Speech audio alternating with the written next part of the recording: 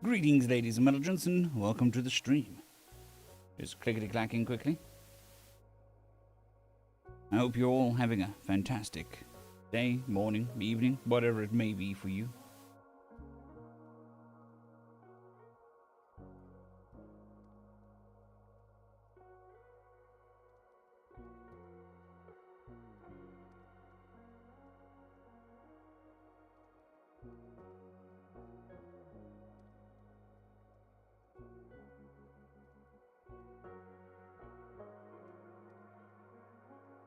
Good morning, Alex. Hope you're doing well. Alpha, good morning.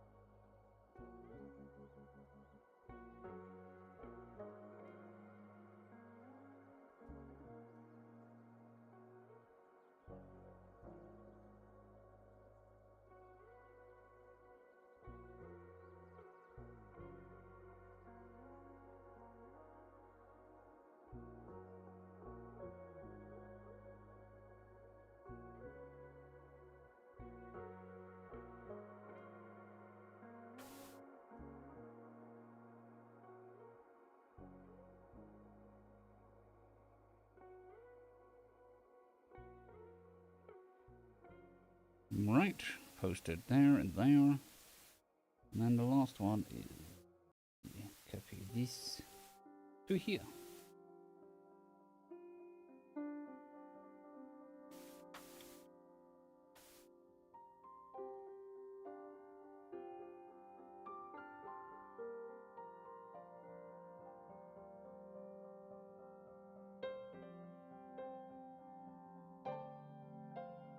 Alright, and then maybe the music can go a bit softer. Methinks. Okay.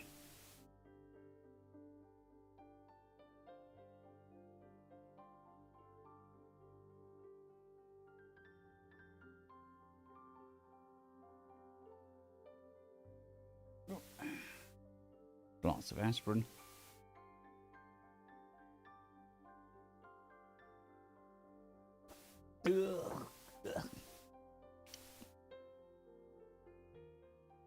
Good morning, Phoenix Postmatic.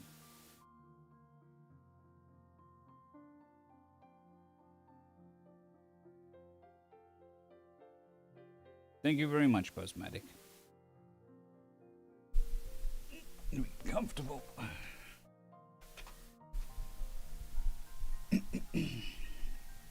Alright, so today is accidentally adopted finale, the last fall. Dun dun dun. We find out what happens to our esteemed hero. And if we still got some gas in the tank after that, we will do a chapter or two of The Human from a Dungeon.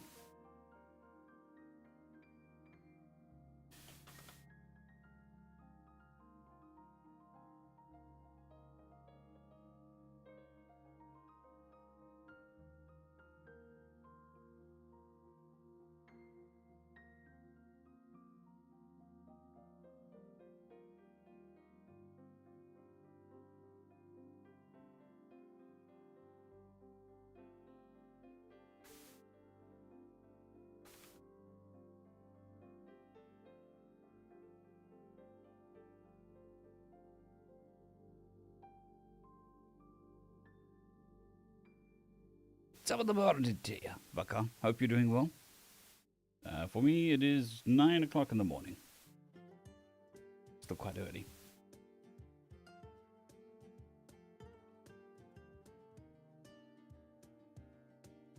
Been struggling with not necessarily chapped lips, but The corners of my mouth cracking. Quite painful. Ah, annoying.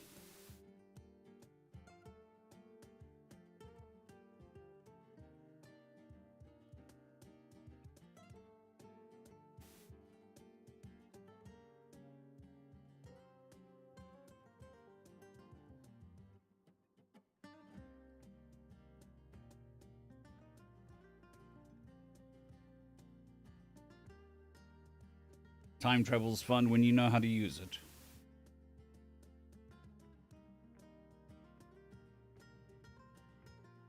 That's why we end up streaming at such a weird time. Is it's a good time for me to work rather than stream, but it's not a great time for streaming.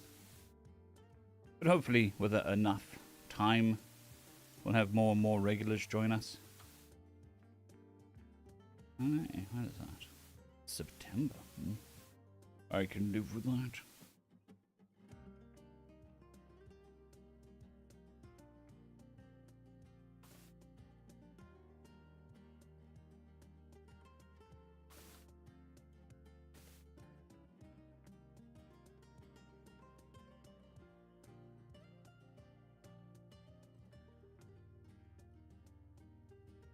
Yeah, I mean, I also get that with salt and vinegar chips, but I haven't been eating anything remotely like that.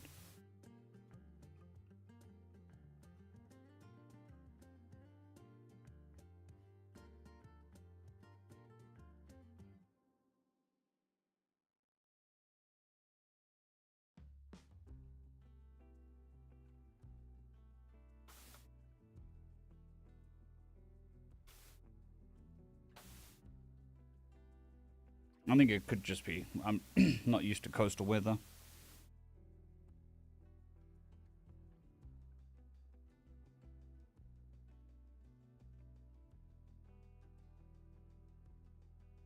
Yes. Yes, AJ. Time travel. We just changed daylight savings as well.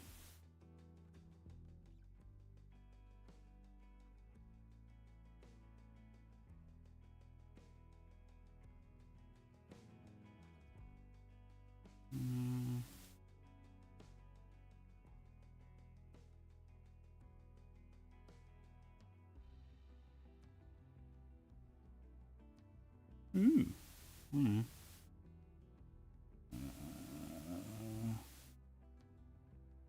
I did, Vaka. Moved in January. So we're in Portugal at the moment. There's some skullfuckery happening with government departments at the moment, so how long we stay here is kind of up in the air, which is annoying in its own right. Our lawyer says everything should be fine, but, you know, not a pessimist, I'm just a realist.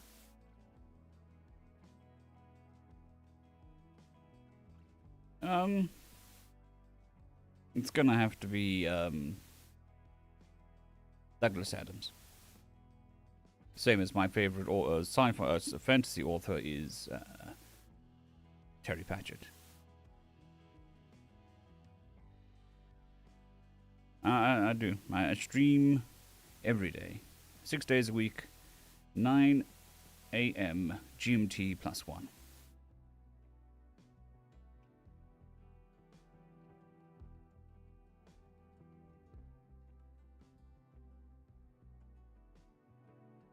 Yep, we're out.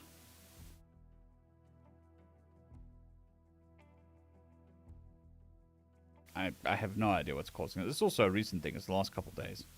I mean, I could just be under the weather. I mean, we are a week ahead, so being a little bit sick is also on the cards. Good morning, Jamie. Hope you're doing well. And I think I answered my question, or your question. Let's see. Doing two things at once. Not one of my best skills.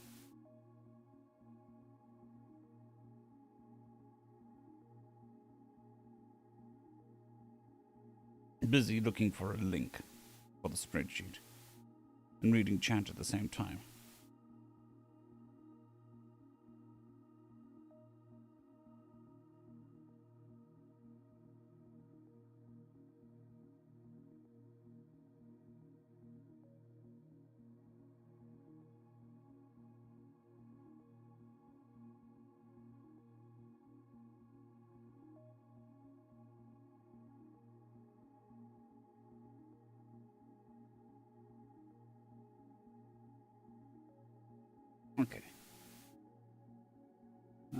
should do the trick, I think.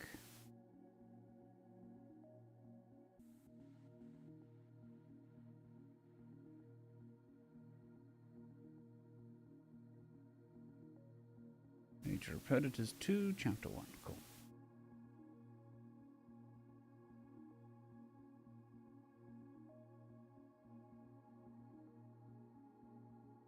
Yeah, I mean, it was like an 18-month cock-up.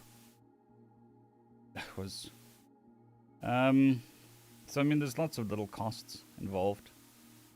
Crap that you don't think about. So, like the animals, we had to ship them over. That was $5,000 to ship 3 animals over. The plane ride, or for 3 people, was about $2,000.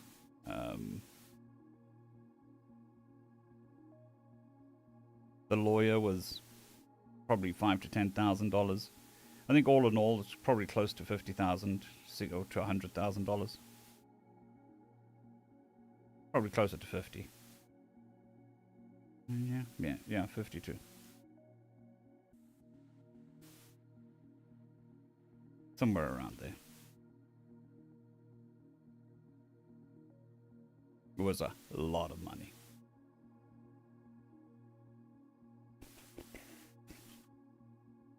And we still got more money to pay.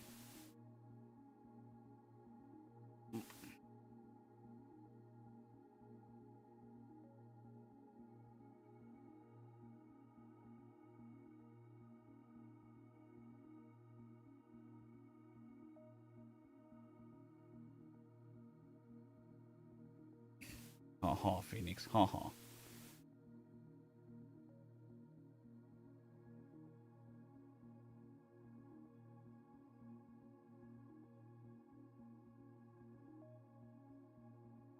Okie dokie. I think that is enough of me staring off to the second screen, doing stuff that I could really just be doing on the main screen.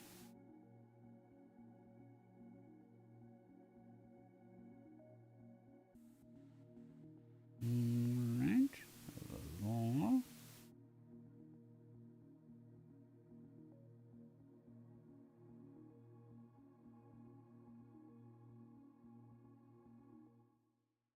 Yeah. I mean, that's just for Portugal, because we were looking at England first, so we had to spend money on that as well. So that was extra money that we had to spend to find out that we couldn't go to England, the country that I am a citizen of. We couldn't go there easily. It was easier to get into Portugal than it was into England.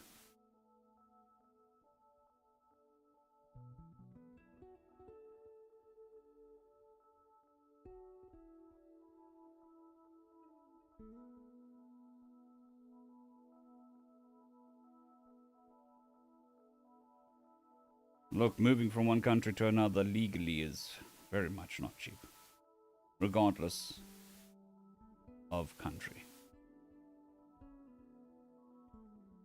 If you don't have, well, even if you do have skills that a country is looking for, it's cheaper, but still expensive.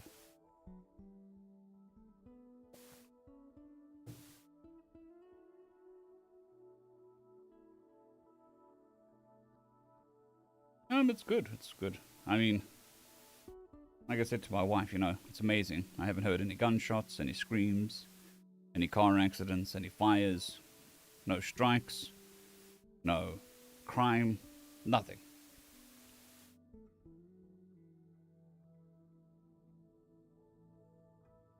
I don't know, AJ. I don't know. Because Portugal has the easiest way to get in. France and Spain don't. So if we can't get in here, then we'll probably have to figure something out.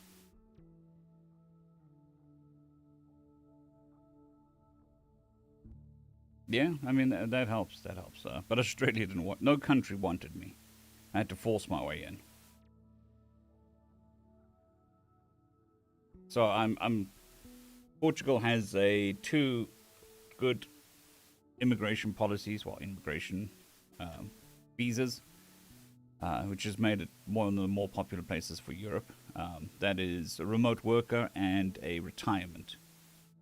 So I'm under the remote worker visa, which means I earn money from outside the country and bring it in, which helps the economy and all that crap.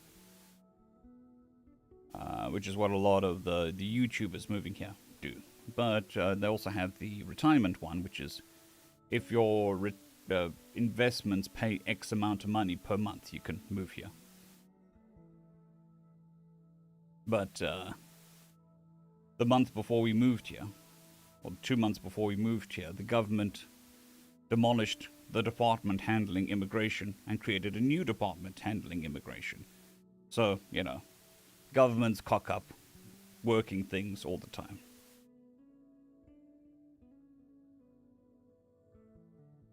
Not a problem, AJ. I do understand.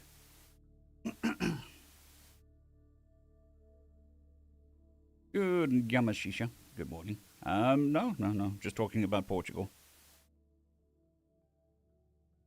Waiting for my hydration to kick in.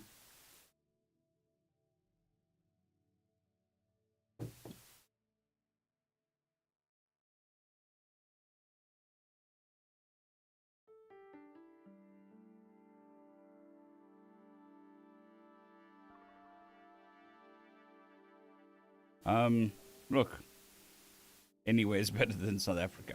Well, not anywhere. Most of Europe is better than South Africa. The problem is getting into the country and the money involved. So Portugal is still one of the cheapest places. Any other place in Europe is either they're not accepting, or they're ridiculously expensive, and you have to have a certain set of skills. So Portugal was pretty much it. This is gamer subs, otherwise known as caffeinated, not water.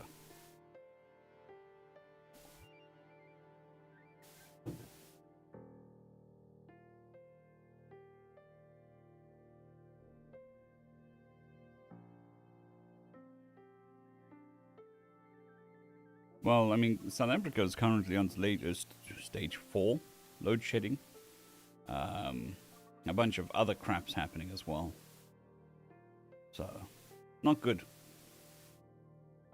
So if you've got consistent power supply, consistent water supply, then you're laughing.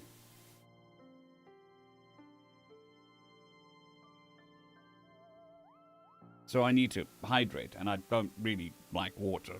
So we knew in South Africa there were plenty of additives that had caffeine in it, because, you know, caffeine addict, but not so many here in Portugal. So we got some gamer subs. The taste is meh, but there's caffeine and not water. So it's a win in my books.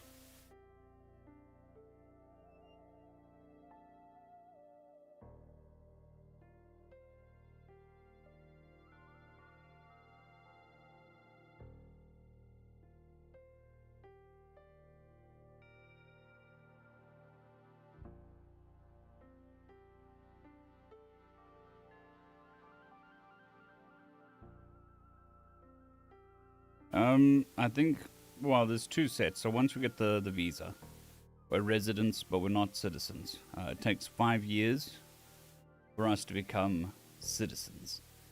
And as far as I understand it, that's 5 years in country. So if we leave the country for 3 months, we'll have to add another 3 months onto the naturalization. But they review it again every 2.5 years for the residency. But you can enter and exit the country. And then you're just in the, what's it called, Schengen, something like that, where you can move freely through Europe, but you can't stay in any one country or for more than 3 months.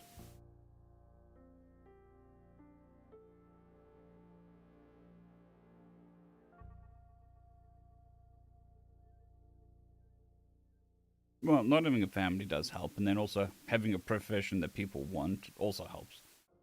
Voice actor and narrator and YouTuber, they're not really desirable professions.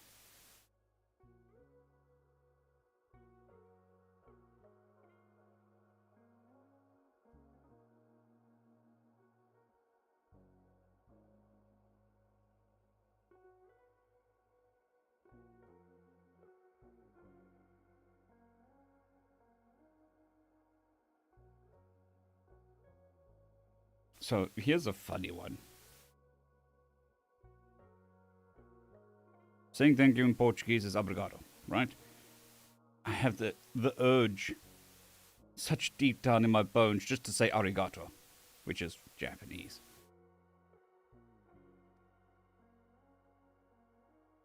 But that's just going to make things way more complicated than needed.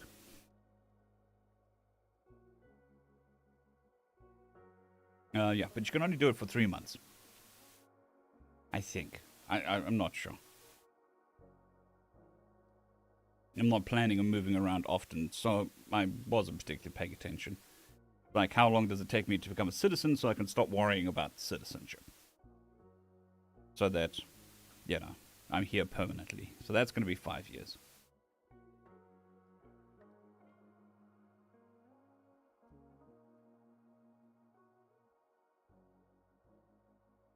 Sure, I mean, the internet might like me, but the only thing that Portugal likes about me is I have a business that generates money outside the country. They don't really care what I do. So, look, there is a way to get into every single country with just money, but those amounts of money get horribly high.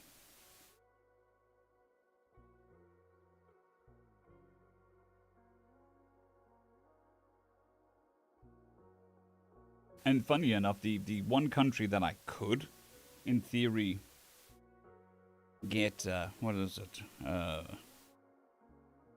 work-related visa would be America, and that is as a talented individual, which is classified as somebody without an education, but is in a profession where you can do the profession without education.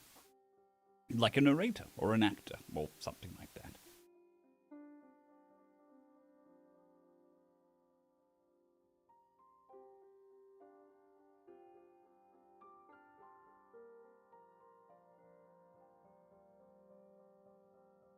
Look, Portugal, from all we can see, was pretty cool. No violence, little crime. Cost of living was decent. They wanted us, or they accepted us. So, I mean, that's a winning thing there. But I mean, it'll be cool to, once we got our residency, go look at some European stuff.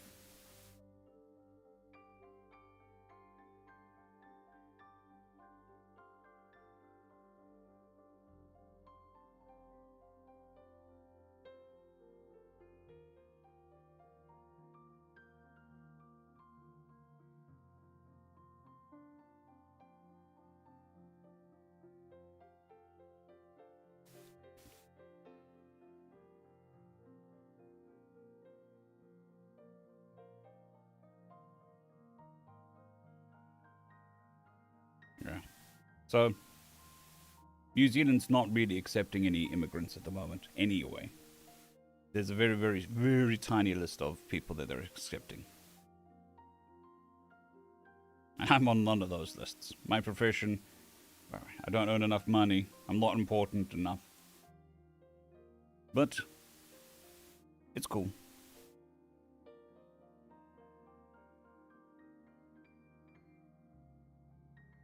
Before this whole YouTube thing, we were just like, well, where can we go? And the answer was Botswana, which is a small country north of South Africa. And that was the idea for a time, to try get out of South Africa into Botswana. And when we were researching that, one of the funniest things that has stuck with me is a comment from the Department of the Exterior? I don't know what it's called in America, where they send out travel announcements. So, like, avoid this country because there's a war, and avoid this country because of that.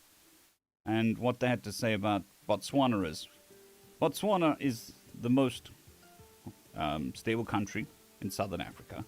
And the most dangerous part of going to Botswana is going through South Africa. So, I love that.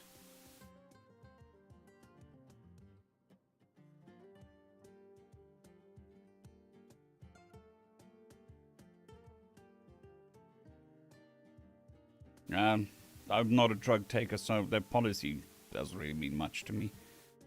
I mean, I can see how the pros and cons of it.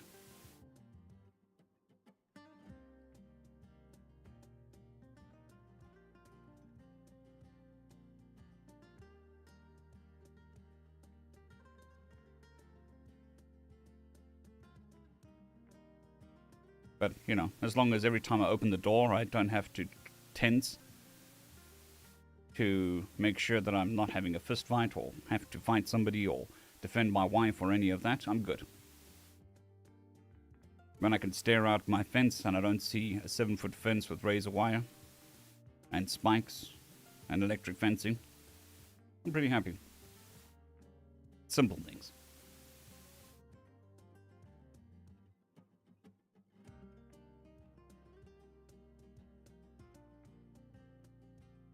I'll be quite happy if I never see another dead body.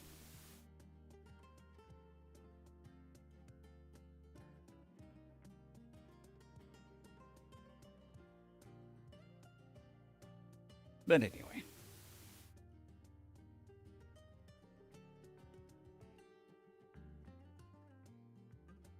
Good morning, lazy comment. Hope you're doing well.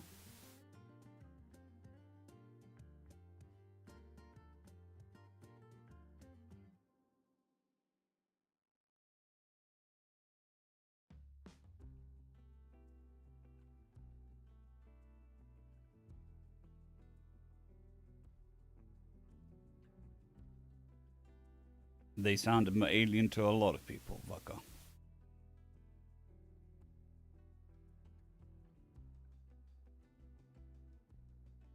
That's not good, Lazy. At least you caught it and it didn't get worse.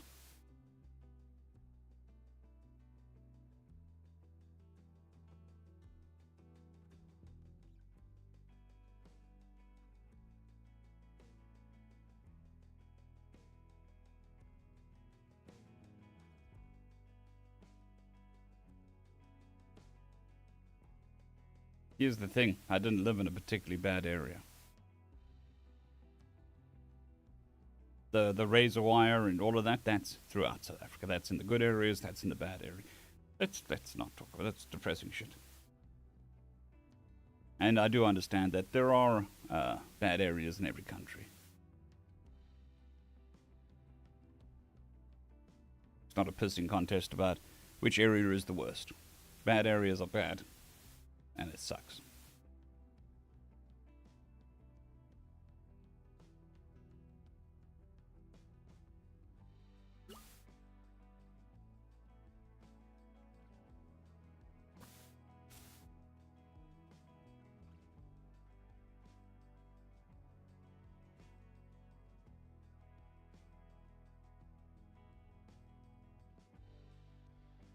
Good morning, Mackenzie. Hope you're doing well.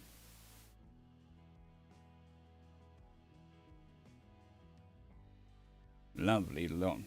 Hopefully you didn't get injured, Lazy.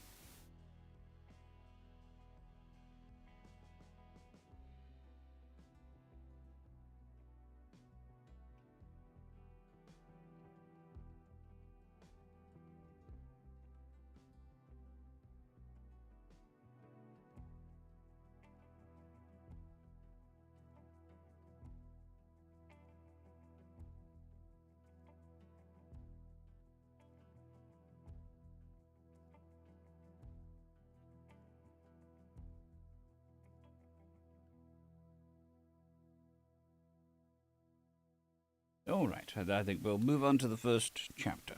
Well, the first chapter of the day rather than the first chapter of the story. Gotta kick this off at some point. Voice is still struggling a little. I'm not sure why. I think it's sinuses, probably.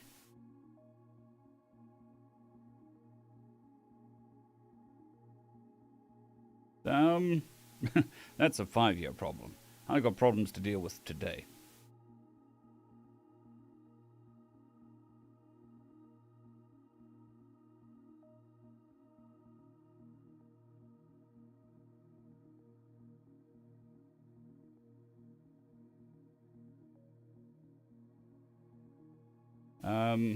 So, like, immediate things is get my dad into Portugal as well. And then after that, I'm not sure. Let's deal with the first hurdle. Ooh, a super sticker from Right Brain Affair. Yes, you're a +1 level up.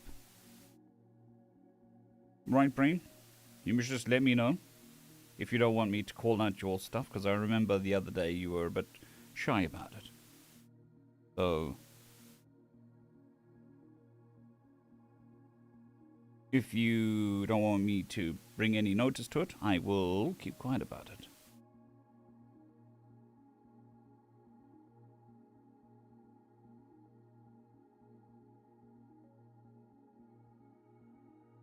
As for...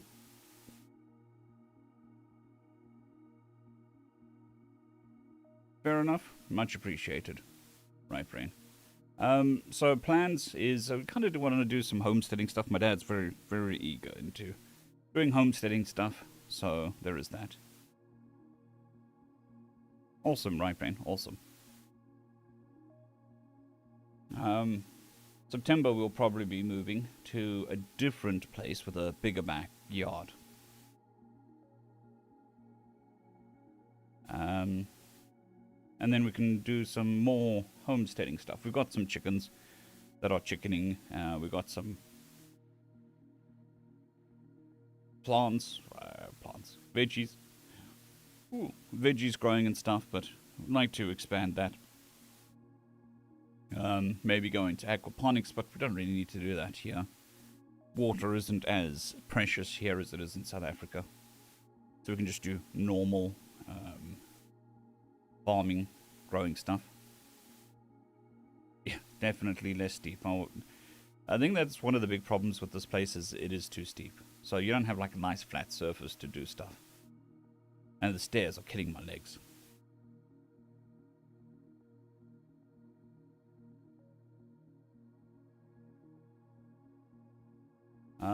Maybe also do some more makers stuff on the other channel. We've got a whole bunch of equipment, so we'll see what happens. Yeah, my wife wants to get cherry tomatoes. At the moment, we've got onions, spring onions, cabbages, peas, beans, pumpkin, and there's something else I'm forgetting. Oh, and tomatoes, but we don't have cherry tomatoes, we just have normal tomatoes.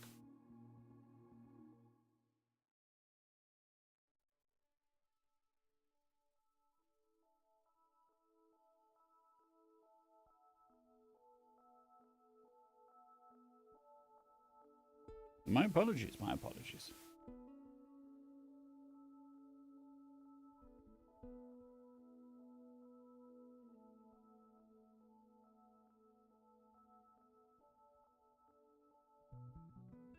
I mean, also the other thing is I'd like if possible, to have a backyard big enough for some solar panels to power the tools.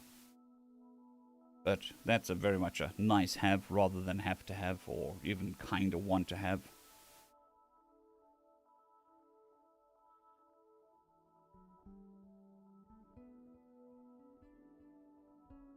Yep, that's my dad's retirement, is pitter-pattering around,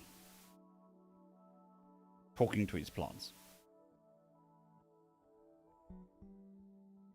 I've got 2 cats. One of them actually brought a mouse home the other day, which is better than a couple weeks back it brought a shrew home.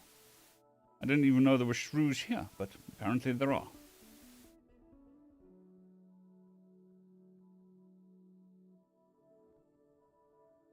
Good morning, afternoon, day, Callisto. Hope you're having a fantastic one.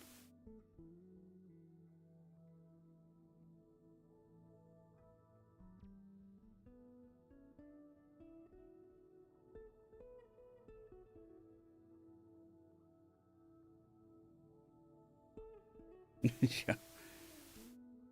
Cat distribution system.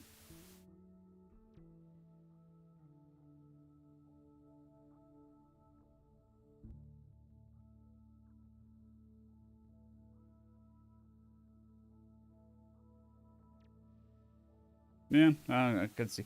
They're also they're a bit smarter about it, so I think I approached them at some. I've approached them before, but my channel isn't related to like homesteading, so they don't really want to sponsor me. Because when we were in South Africa, we had all the load shedding. I sent them an email. I'm like, look, dudes. What, dude? This is not how I worded it. This is just like, hey guys, I have load shedding. I have no power for multiple hours a day. If you send me stuff, I will scream your names to the high heavens if it works. They never got back to me. Maybe because I called them bros and dudes. Who knows?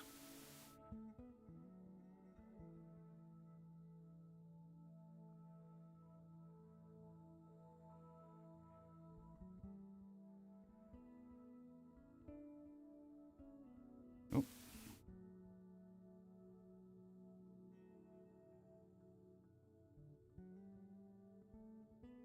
Greetings, ladies and gentlemen, and welcome to this latest edition of Accidentally Adopted. Greetings, ladies and gentlemen, and welcome to this latest narration of the web series Accidentally Adopted. If you're new to the series, there is a playlist listed down below in the description. And as always, I hope that you enjoy. Part 5, Chapter 17, Hauling.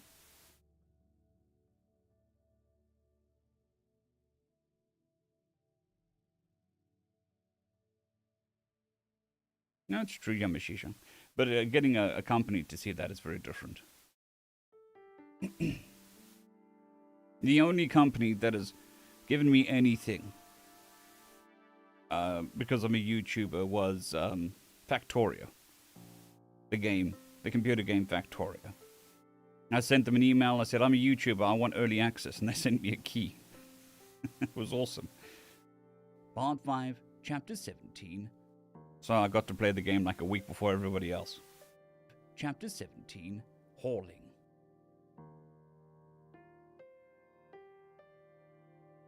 Dear Diary.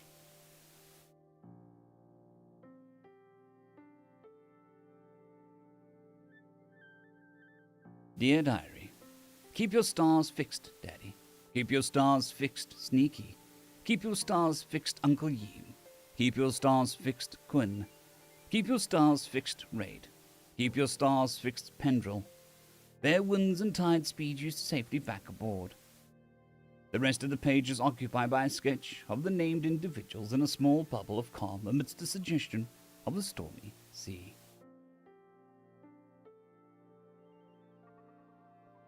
You know, I did the Space Age run. It was 110 hours? 100 hours?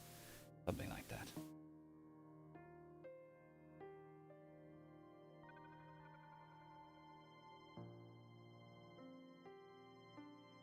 Mission Log 1. Date 1/13/3. Name Gregory George. Mission Docking Ambush. Mission Objectives. Capture GEF if possible. Capture a success. Capture success. That's right.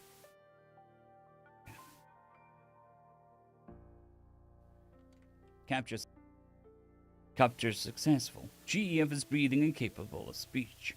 Eliminate or neutralize all hostiles. 57 hostiles eliminated. 89 hostiles eliminated. Capture GEF ship. Ship captured. Rescue Brex V. Rescue Brex V and any other prisoners. I'm missing something.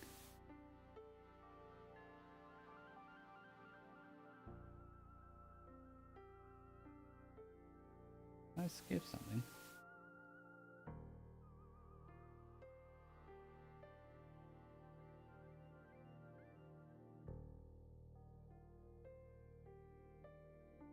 Nope, that is the last chapter I read.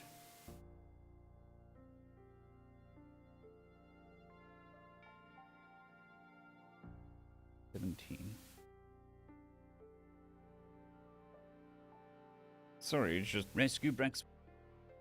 I don't remember what happened to Brexfy. Rescue Brexfy and any other prisoners. Brexfy is covered in welts and lacerations. Immediate level for medical attention required. Evidential exam required. Displays signs of prolonged abuse. Adolescent male googly-eyed lizard person rescued. Immediate level 6 medical attention required. Evidential exam required. Displays signs of prolonged sustained abuse. Adolescent female fluffy teddy person rescued. Adolescent fluffy teddy person rescued. Immediate level 3 medical attention required. Evidential exam required. Displays signs of recent severe abuse. Assess conditions of animals and arrange for their care if possible. GEF voided animal pen base upon inspection.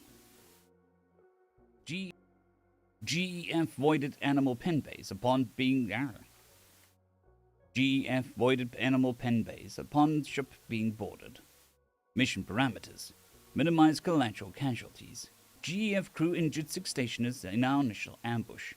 Minimize collateral damage. GEF ship damage station by incorrect decoupling from dock. Prioritize capture. Note.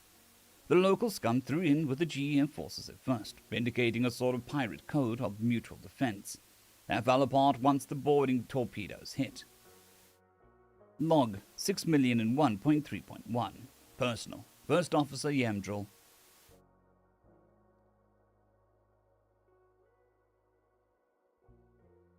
This is the first time I've had to put my logs in the captain's logs file. I dislike being the acting captain.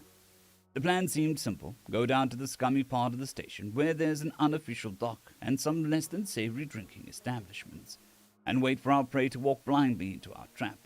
Then it would be a simple matter of exerting pressure until the criminals decided it's better to be arrested than dead. We did not count on the local scum heaving line. We did not count on the local scum heaving line with pirates. We did not count on the local scum heaving line with the pirates. While the landers prepared to take on the crew, we prepared to take this We prepared to take this beast taker, or whatever he called himself, at the meeting place where he thought he would buy information from Sausage. It all went to the void when we sprung our trap.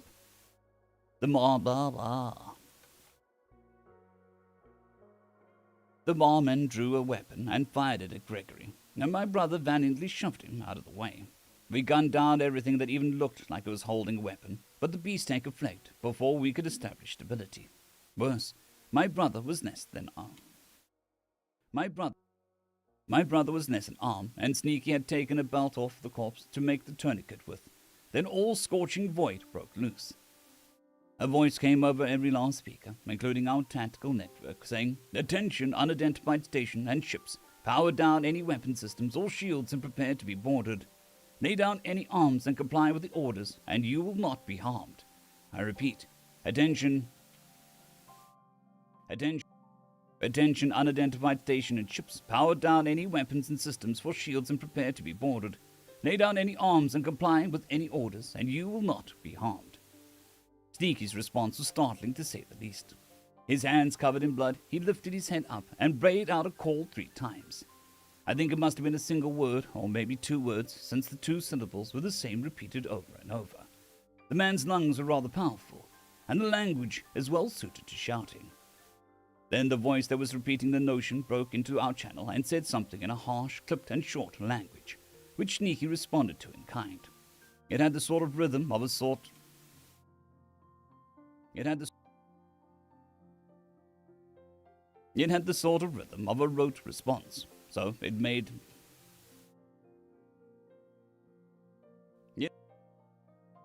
It had the sort of rhythm of a rote response, so it might have been either an authorization or identification code followed by a situation report. Not 10 seconds after, the most terrifying thing happened. Now, I didn't disbelieve Sneaky stories about boarding torpedoes, but believing and seeing are 2 separate things. The station hull snagged me up paces away from us, and instead of vacuum tearing the atmosphere away from the unfortunate compartment, there was an escape pod welded to it. Sneaky bounded out to it.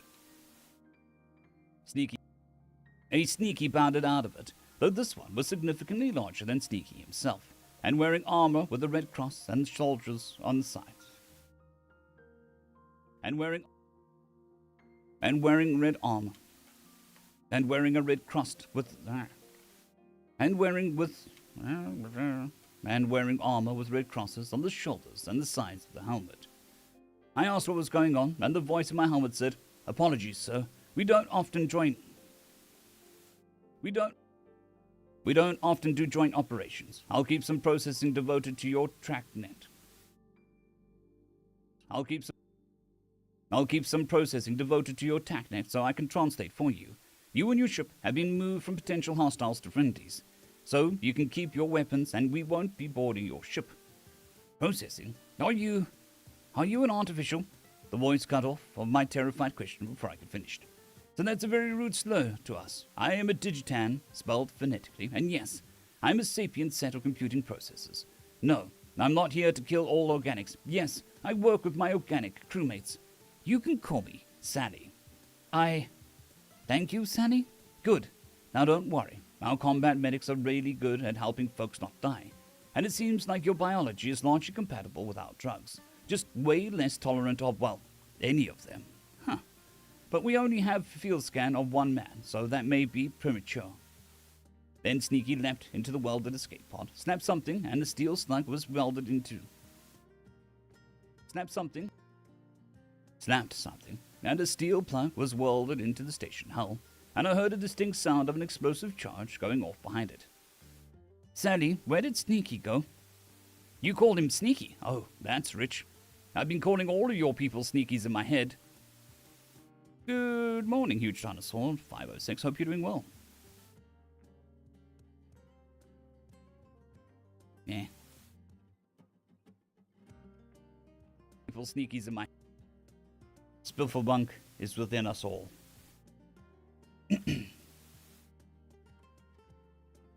I've been calling all of your people... I've been calling all of your people Sneakies in my head. The artificial Digitan laughed. Oh, now that's going to cause all kinds of hilarity. But to answer your question, Private George slapped the emergency recall button on that boarding torpedo. He's coming back to our ship, probably to climb into a fresh one to go after that ship, trying to get to a minimum distance to make it a hyperspace jump. After that, we simply waited for more Sneakies to come by in the bulky power armor, leaving about with a deadly grace that's something that Heavy simply shouldn't be capable of. And now we were just waiting to get a master at arms back, and possibly some prisoner transfers. I sent a message to Reeve that's only a day away.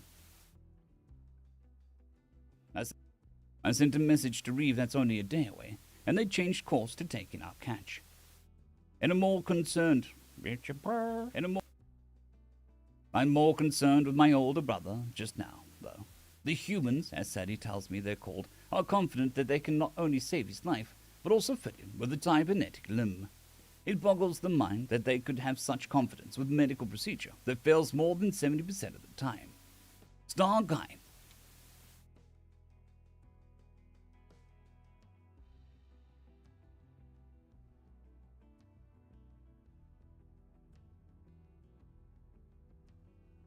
Awesome. It's a very good set of stories. Although I think it is developing into a series. Or has developed into a series. Stars guide their surgeons. After action report, emergency station assault. Name, Warrant Officer Sally. Date, January 7th, 1763 PC. So here's the thing. PFC Gregory George's mission report sucks ass. Therefore, I'm insisting that this after-action report goes into any official documentation for first contacts. So as you know, we were going to a station detected on long scans into unexplored space in the general direction of the hyperspace wake detected after PFC Gregory George disappeared off Sanctuary. And, wouldn't you know it, a hunk of junk that matches the... And,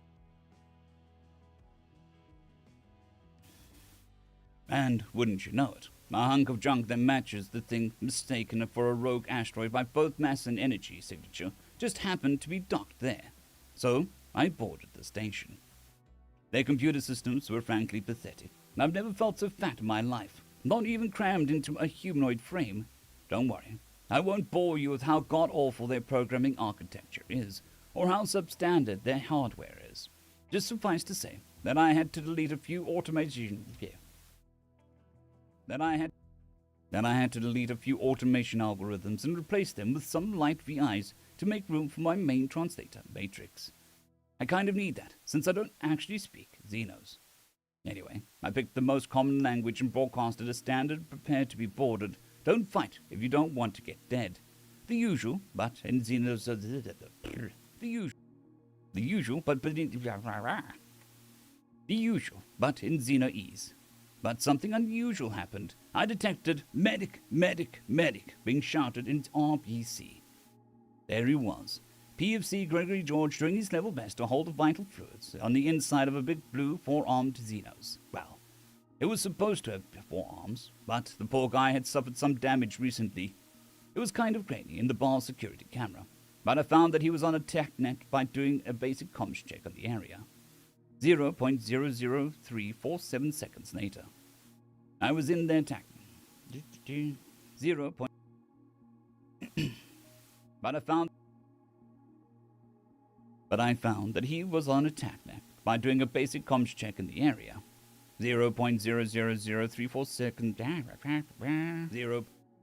0.000347 seconds later, I was in their TechNet, or at least a comms subroutine of mine was. I had him rattle off his identification number just to follow the rules, because protocol. Then he gave me a sitrep. 1 ballistic amputation, severe blood loss, shock, and the fecker who caused all of this mess is on the run. Well, that was enough to divot a medic. That was enough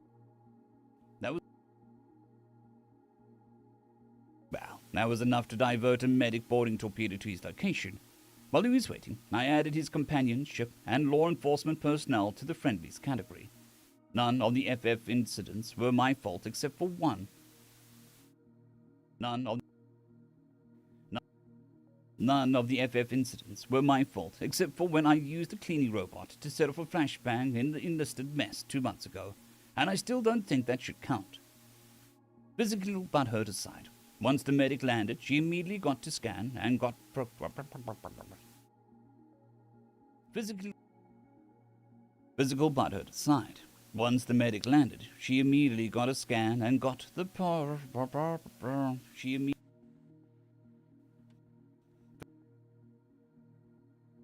Physical butthurt aside, once the medic landed, she immediately got a scan and got the portocloner.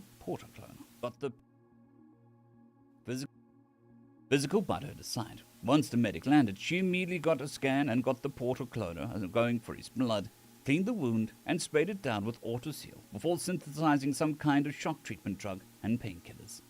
I'm constantly amazed at how effective the medics are at bio-repairs. I'd mess it up for sure.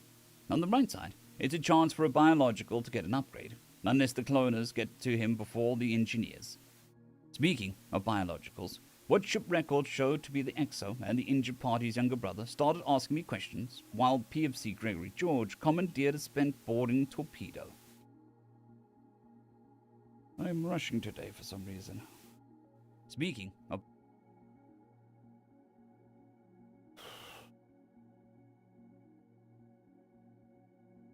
the most common mistake with narrating is rushing.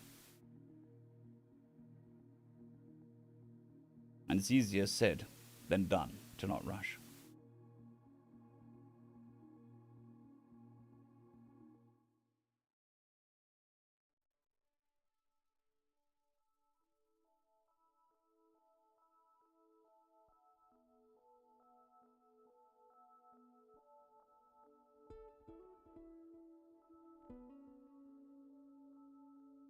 Unless the cloners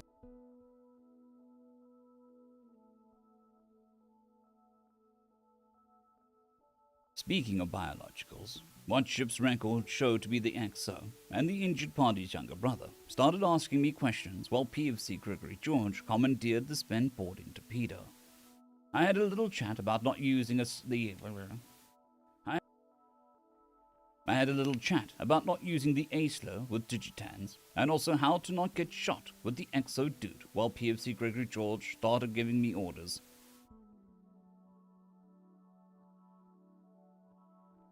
Get me a shipwright loadout, ready by the time I get back, and a firing trajectory on the Great Catch. It's the hunk of junk that calls the station's quake.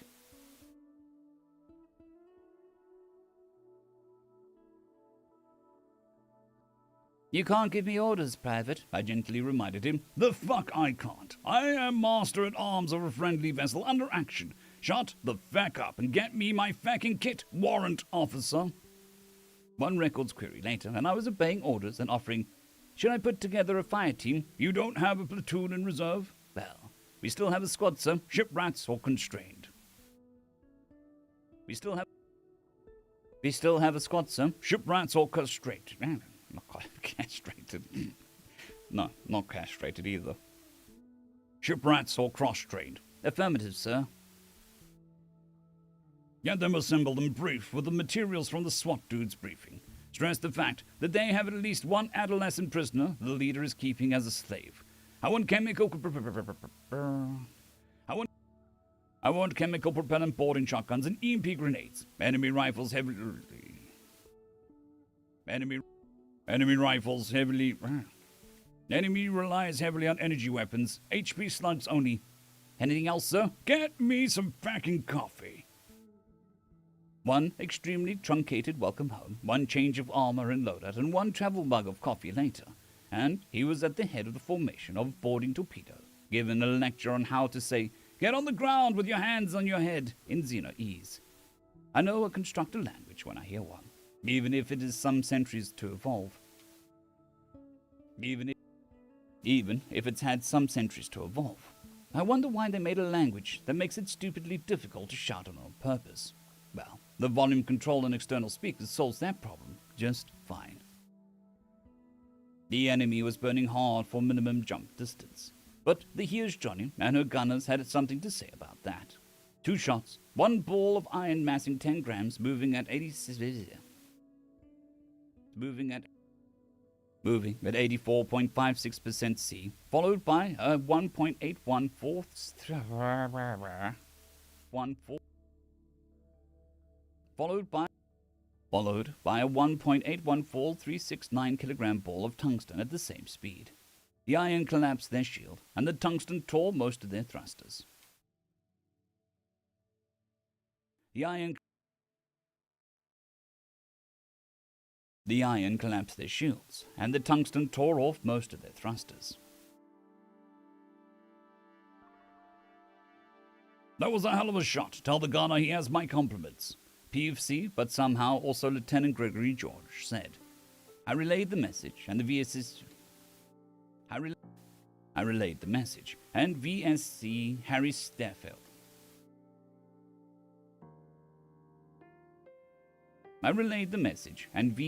Harry Sheffield fainted at the compliment on accuracy from the report. A few minutes later, see, I can just give generalities. A few minutes later, see, I can give generalities. Yeah, not winning today. Mondays! Yay. A few minutes later, see, I can just give generalities. Generalities.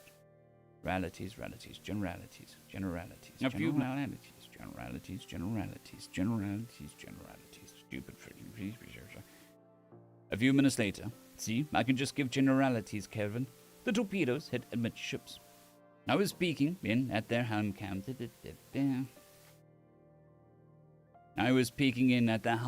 For compliment. English hard. Always English. I was peeking in at their helm cams. For compliment.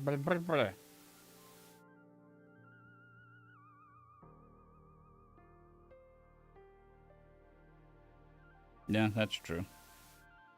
That is true. I was peeking in at the helmet cams for completely official reasons, and not because I get a vicarious? Okay. And not because I get a vicarious thrill out of watching organic stomp on other criminal scum. Oop.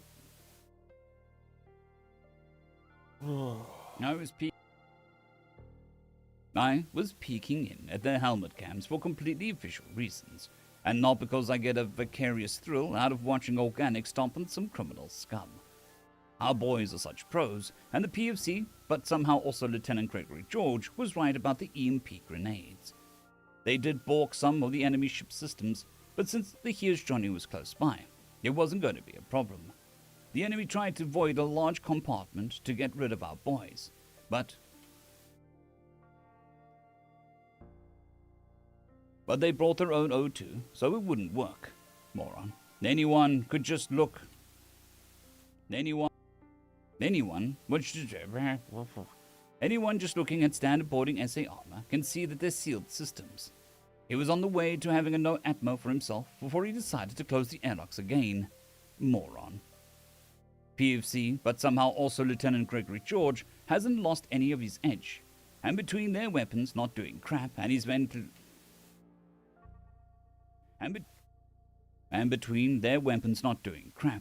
ventilating heads, the enemy very quickly decided that being arrested was superior to having what possesses as the grey matter splattered across the bulkheads. When they got close to the bridge, I pointed out that one of the doors had something that passes for security attached. "Can you open it?" PSC Viggo Paulson asked. "Negative. I'm still managing the station action. I'm just running tactical analysis in case you miss clues." "Cut it open," PFC, but somehow also Lieutenant Gregory George ordered. And one breaching charge and a flash later, they were in a lavish cavern. A lavish cavern with 3 small crates along one wall with what were obviously panicking adolescent sapiens, struggling to find any way to move. "Humans, go transparent on your faceplates. The rest of you, I don't know how the Xenos would react." I noticed from the other feeds that they did as they were told. And PFC, but somehow also Lieutenant Gregory George, tore the cage door off. Tore the cage door off of the one with the believers, as he calls them, girl, and started speaking softly in Xenoese. Hey, you're gonna be okay again." At first she flinched away from his touch, but once she'd blinked away the flashbang enough to see his face, she sprung herself at him, crying. After a few seconds, the others followed his lead with the other 2 kids, just without speaking Xenoese. Eventually the girl calmed down enough to ask, "Why did their guy from the Dart Wars and memes come for me?" "We found your brother's escape pod, bro. We found your brother's escape pod, Brexby, and he asked me for help. He asked me to find you, so I did." The girl broke down crying and managed to get out a, They told me that he died screaming. That after they murdered our ship, everyone died screaming." "The joy to joy sails no more, but most of your friends and family made it out. Some people didn't make it, but none of the cultists did." He held her with as much tenderness as somebody can in armor, then said, "See my friend with the red cross on his shoulder? He's a med-tech, a very good one. Can you let him treat your cuts, please?" "What about you?" "I need to go get the bad guy." She nodded her understanding, and I used the squad's exterior speakers to do some comforting. I'm not very good with organic kids, though. I'm pretty sure I didn't make anything worse, so to speak. "Medic and 2 stay behind." Medic and 2 stay behind," he ordered. Well, they were just about to breach the bridge when 4 bridge officers walked out, unarmed, with their hands on their heads. They were wisely decided they would rather face justice than a hollow point from the report. By then, the action in the station had quieted down, and the Here's Johnny was in range of both of it and the enemy ship for digital boarding. Except I didn't fit. I am not fat. Their computer systems are just that shit. So I cooked up a cloning program and made a virtual system to store everything on, and deleted everything and replaced it with all VI that would answer to me. The enemy captain was alone in the bridge and unarmed, so I told the shiprats and PFC, but somehow also Lieutenant Gregory George. The VIs couldn't get a very good view.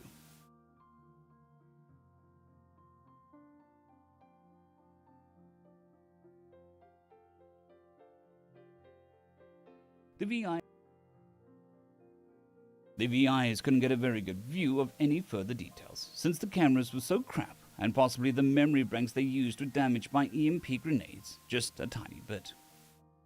Good morning, Redvax. Hope you're doing well. I'll go in and inspect the bridge to ensure the enemy is surrendering correctly, he said, and for some reason my VI suddenly glitched out, and there was an inexplicable interference in PFC, but somehow also Lieutenant Gregory George's helmet cam and mics. It seems that there must have been a mutiny just before we got there, because the PFC, somehow also Lieutenant Gregory George, had to drag his limp and moaning form to an airlock, where the Here's Johnny was connecting an umbilical. His officers must have been super pissed to cut off. His officers must have been super pissed to cut off and cauterize his tail, crush his ankles, and rip one of his arms out of its socket. Truly, pirates are a brutal people. Burning his eyes out like that was a terrible, terrible, I tell you. Burning his eyes out like that was just terrible. Terrible, I tell you. Those dastardly pirates taking out their frustrations on the commander because they know they have little to lose anyway. It's the only explanation that makes any sense. Anyway, make sure Command reviews this report because I'm sure PFC, but somehow also Lieutenant Gregory George, made his so boring to avoid being recommended for another solar laurel. Dear Luggery, we still did not hear back from Sneaky and Daddy yet. I'm very scared. I know we will win, but sometimes even heroes get hurt. End of story. Oh. End of chapter.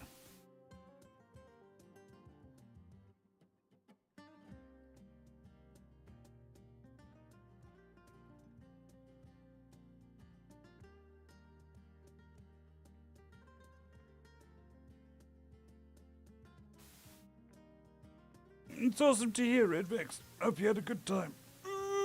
Stretch.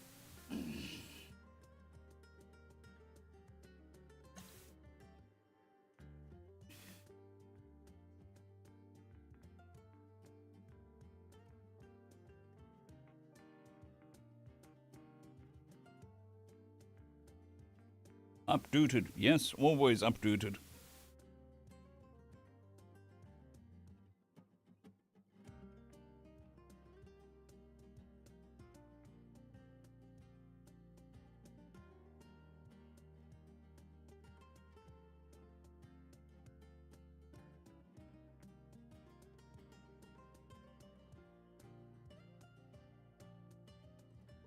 Yeah, there's been weird stuff happening with the notifications and stuff. Especially with the two separate channels.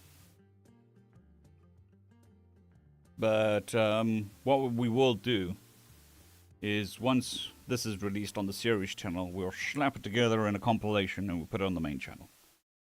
That way you can watch it in all binge-worthy. Just from beginning to end. With a little bit of ad breaks in the middle.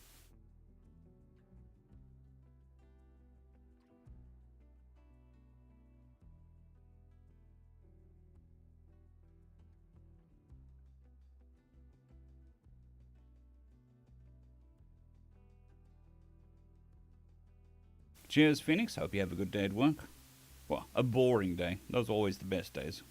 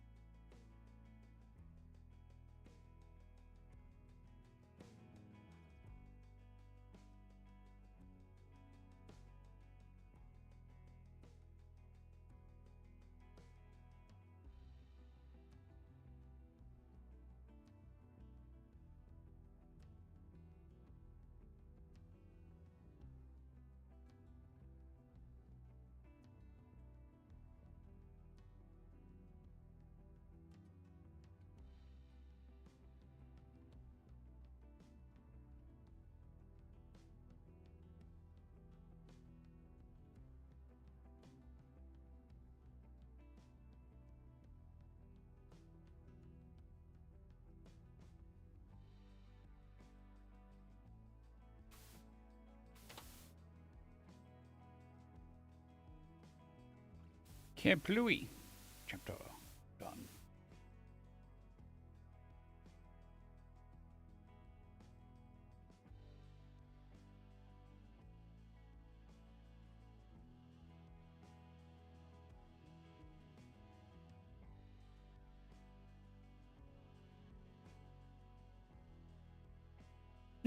Voting day.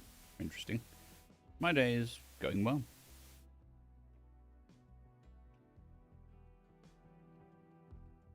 Going as well as can be. It's a Monday, so my bar for well is very, very well and truly low. As long as I end the day with no bloodshed, we're good. I don't mean like punch-ups, like accidents.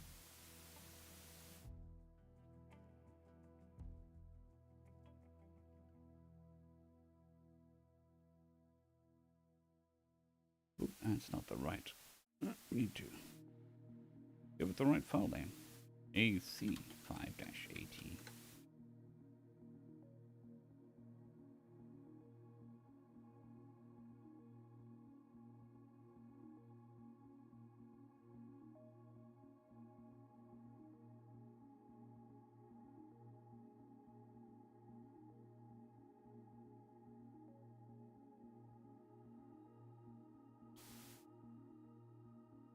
Greetings, ladies and gentlemen, and welcome to the latest edition of Tales. Greetings, ladies and gentlemen, and welcome to this latest narration, the web series Accidentally Adopted. And if you are new to the series, there is a playlist listed down below in the description. And as always, I hope that you enjoy. Part 5, Chapter 18, Family, Meet My Family. Journal entry 77, date 1-3. Date 1-3-4. Name Greg George. Feck. Feckity feck. Feck, feck, feck, feck, feck, feck, feck. Well, feck. That was going so fecking well, too. But now I might get busted for ruining a field calibration. That was going so fecking well, too. But now I might get busted for running a field calibration instead of a full calibration on a suit of armor I hadn't operated before. If it comes to it, I think a JAG officer can justify me, since I was pretty fecking hard up for time. Still, though, it's generally not allowed to feck up a surrounding. Still, though, it is generally not allowed to feck up a surrendering combatant. Then again, the fecker was a slaver, and I knew that, so maybe they'll just reprimand me for corner cutting. The weird fecking thing is everyone's acting like we're the weird. Wow. Practice, I suppose, but I don't do it in real life.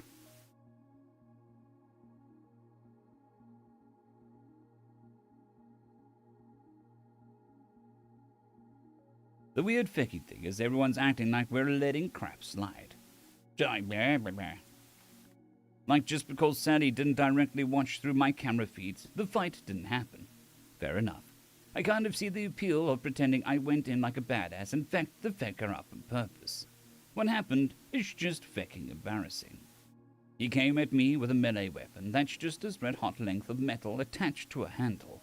A fecking stupid weapon wielded by a fecking moron with a fecking crap plan. He was so fecking weak that my battle screens didn't even activate.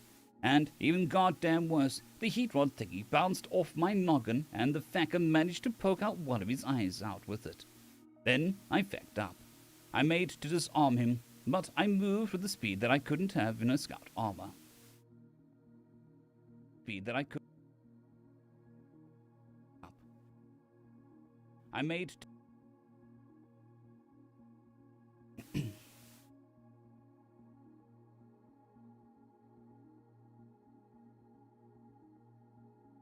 I made to disarm him, but I moved at the speed that I would have in scout armor and ended up disarming him alright. Then he started flailing around and fecking panic and tripped over his own arm, and some fecking hell managed to land on the last and some fecking hell managed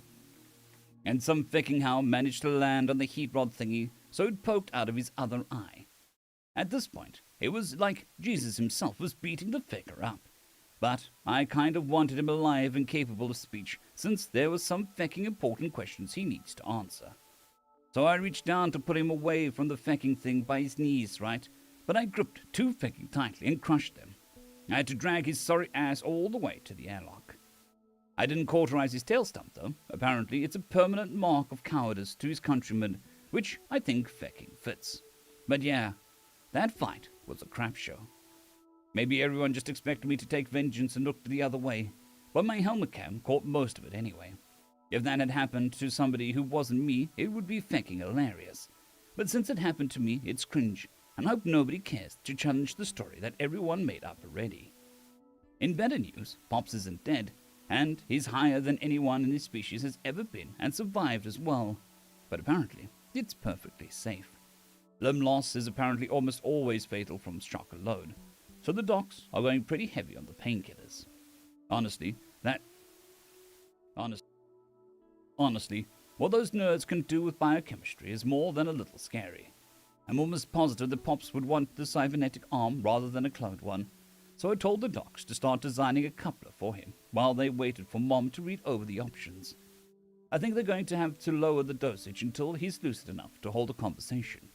Even if it'll put him in considerable pain, they won't make a decision without talking it over first. In even better news, Reeve is here.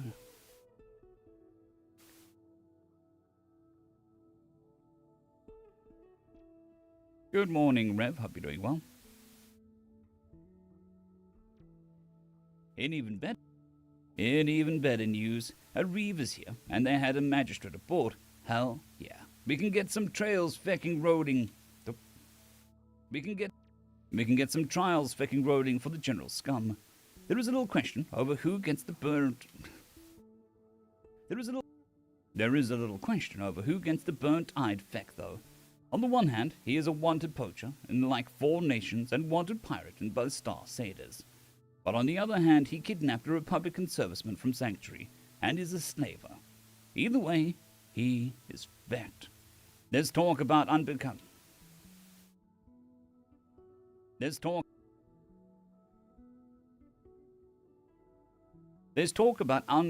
him since slow spacing is good for him. Too good for him. Sandy told me about what the docs found and the evidential exam found. For my part, I just want him dead for sure, so that he can't do that to any more kids ever again. Apparently, the speaking softly is just 2 days out, and thankfully, Captain Ayaz Demur decided to kick my debriefing upstairs, and none of the infantry officers on the Here's Johnny argued the point with him. This means I get today and tomorrow to do whatever, which so far has translated to being dragged to whatever serviceman is closest, and liaising for Linus and the other littles. Lucy is being a jerk by thinking it's funny and encouraging it. Jerk. It was pretty funny to introduce them to the non-humans, and now I know the commercial English words for human, doggo, big kitty, chimpando, Chimpando, and Digitan. For some inexplicable reason, they find the doggos and big kitties scary, which makes no goddamn sense. I strongly suspect Sally is sending the most introverted crewmates to the post of... I strongly suspect Sally is sending the most introverted crewmate... I strongly suspect Sally is sending the most introverted crewmates to come pester me, and Linus is not letting me...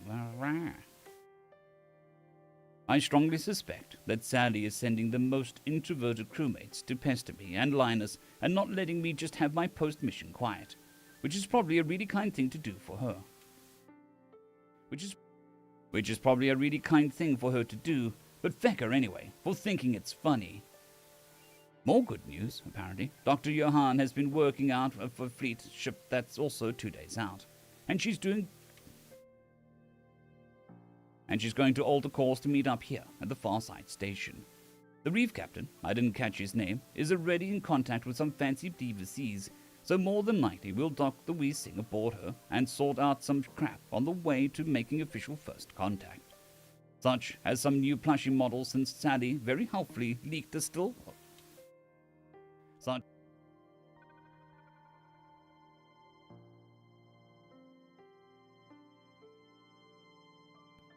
to making official first contact.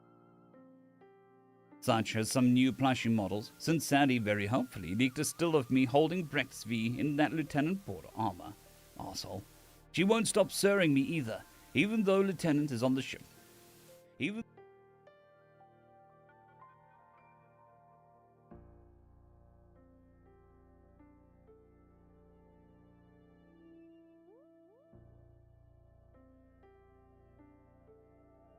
Yeah, she won't stop sirring. That's why I try to start correction at the beginning of a sentence rather than midway. Lieutenant Porter armor.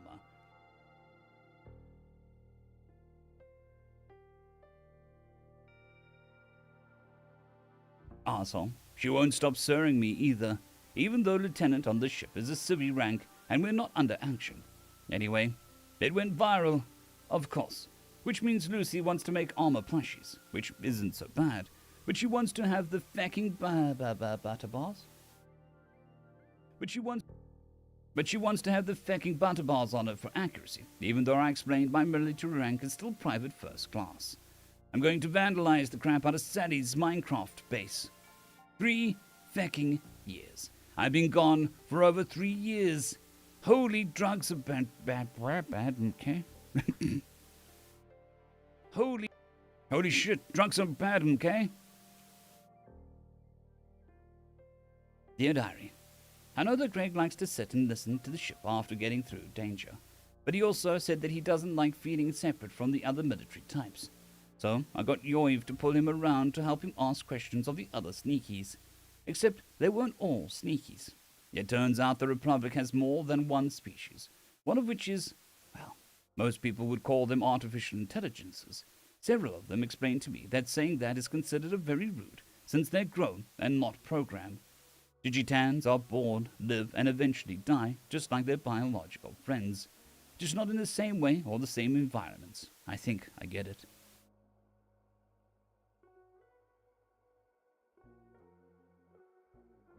They aren't the only one. They aren't the only other race either. First, there's humans, which is what Gregory is.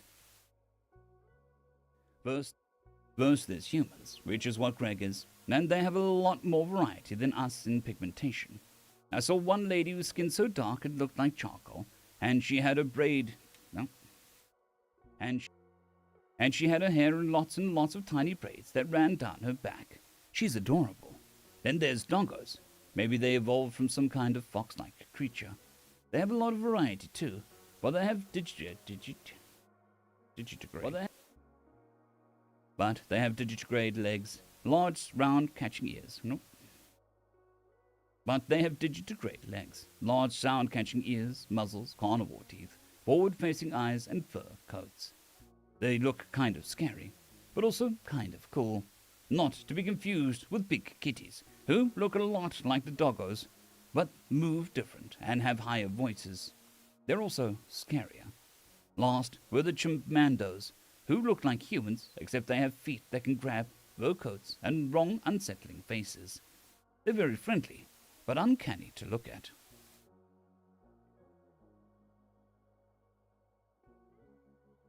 No, I didn't take it as anything too serious, Rev.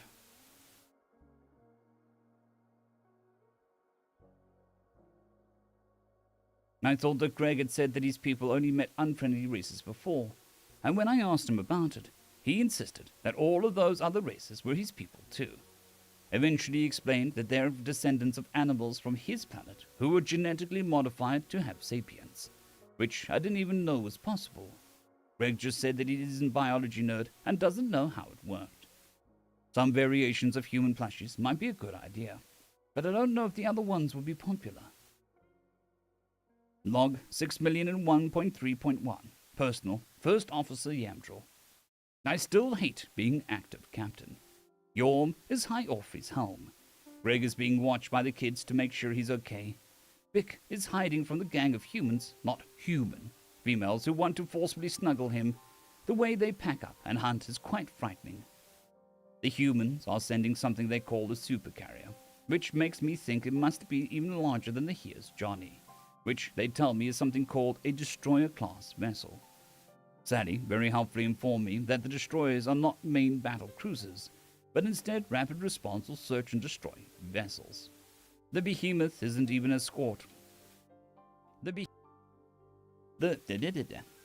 behemoth isn't even an escort cruiser. Stars. I realize it's mostly power and munitions, but still, stars.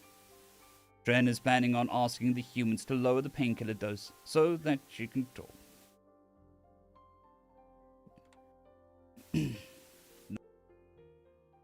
That behemoth. Cheers, Rev. Have a good one.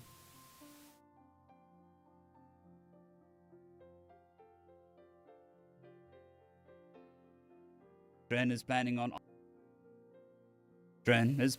asking the humans to lower the painkiller dose, such that she can talk over the options before replacing his arm. I'm still reading in gratitude from the fact that they managed to keep him from dying of shock in the first place, and they're offering options on how to go about replacing an arm. Once the possibility of a robot arm is understood, I have little doubt which we will choose. A cloned arm will surely be a missed opportunity. A cloned arm would surely be a missed opportunity. Dear Luggery, Daddy got hurt bad. Sneaky thinks that he'll be okay. I did not want Sneaky to get sad like he did last time there was a fight. So I took Sneaky on an adventure to meet the other Sneakies. They are called Hugh-Balls. End of story. Oh. And end of chapter.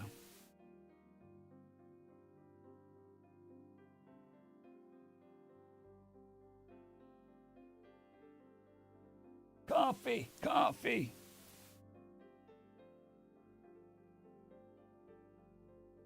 While this processes, I shall step away quickly. I shall be right back.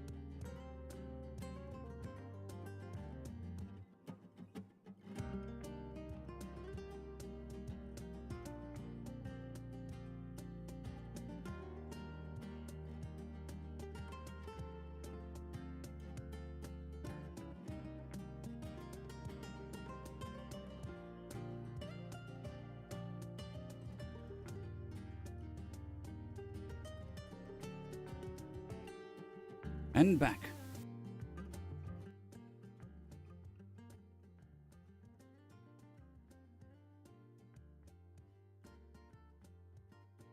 Okay, 2 more chapters, and Sneaky is done.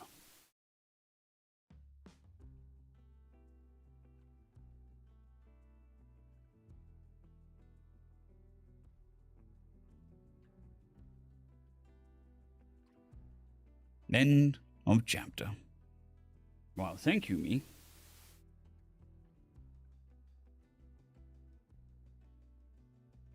This one's going to be a long one.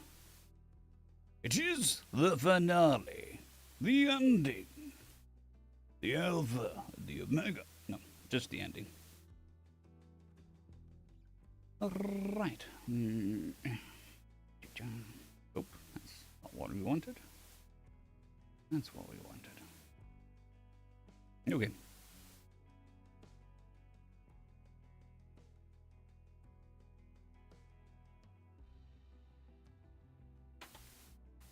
Greetings, ladies and gentlemen, and welcome to this latest edition of Greetings,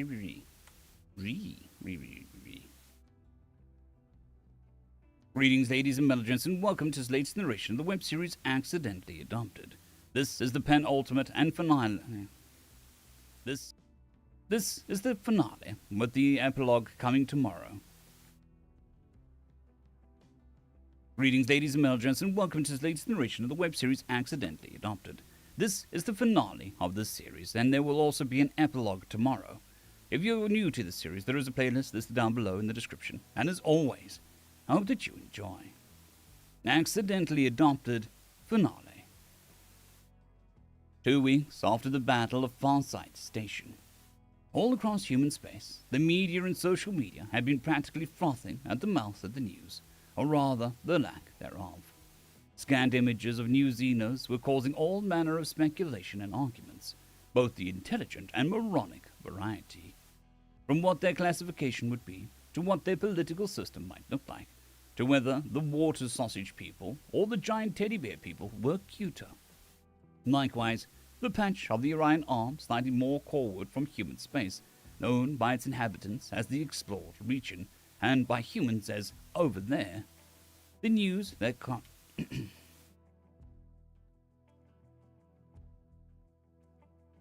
The news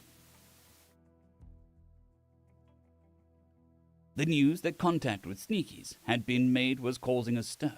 There may or may not have been a small riot or two when local governments failed to furnish demanding constitutions with data. Constituents, not constitutions. There may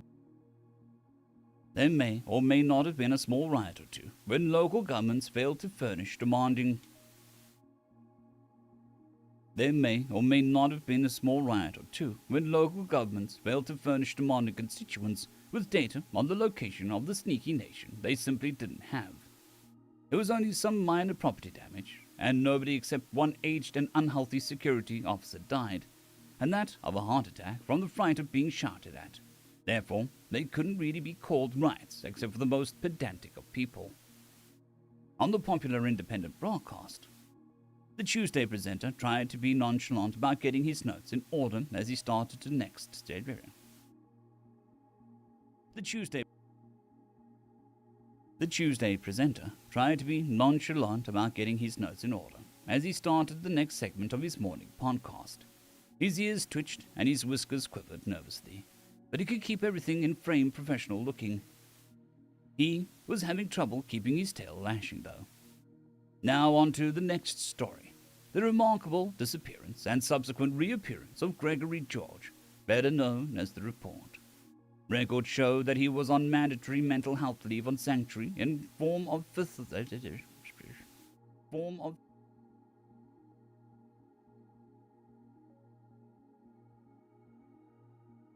Records show that he was on mandatory mental health leave on sanctuary Records show that he was on mandatory mental health leave on sanctuary from the 5th of July of year 1760 until he was reported missing in action on the 22nd of August in the same year, when he failed to check in from the planned wilderness overnight stay. A search of the area where he'd submitted a plan to hike was conducted and turned up a destroyed tent and sleeping bag, and nothing else. A comparison of the timing and the disappearance with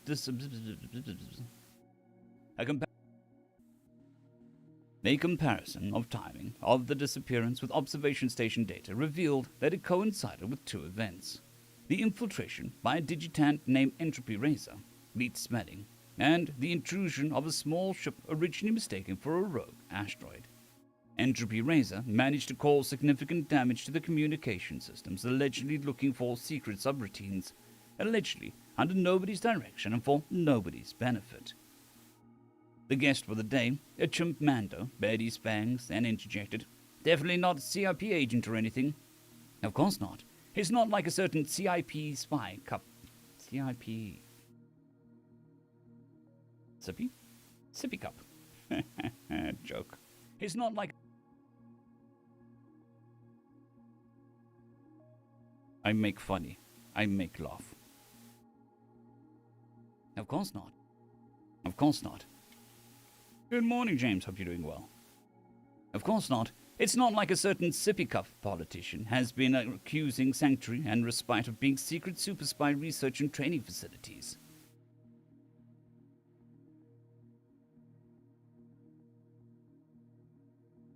The thing I find to be absolutely boggling is the asteroid ship turned out to be Xenos. Well, at least the idiots didn't start a war with us by kidnapping one of our most famous heroes. The Xenos. The Googlies. These Googlies, no, the sippy cups. I see. It turns out that Googly ship got supremely lucky. In the short term, well, 3 years later makes a difference. What we know is that PFC Gregory George was taken by these Googlies as part of a criminal poaching and pit fighting ring, and that their government in no way condoned it. I find it difficult, to say the least, to believe that a being could get away with running an operation for that long in a civilized nation without some level of state corruption. But more details to come after the diplomats start talking, I suppose. After a period of about 2 3/4 years, the main pit fighting ring was apparently busted up, and somehow PFC Gregory George wound up in the custody of the Blevus. Wound up in the custody of a Blevus man called Yondro, the captain of a merchant ship called Among the Star Tides We Sing. We haven't seen very much on the Blue People, but the ship names we've gotten are just lovely. Yes, I do quite like the phrases they use. It gives their ships a sense of aim, I think. And the aim of the ship was clearly to be a place of beauty, which it may well have been for George, seeing that he apparently got officially adopted into the family and holds an office on the ship. And holds office on the ship. You know, it's rather nice to see the Lost Boys making connections of this nature.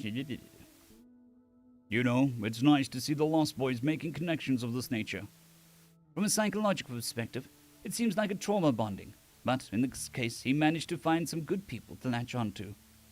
It's not like the last time he bonded with the baddies. No, but they did encourage each other to live a very risky lifestyle. It was all very understandable, and better than what they would... And better than what they very well could have happened. But you can't call what the Lost Boys were doing good for them.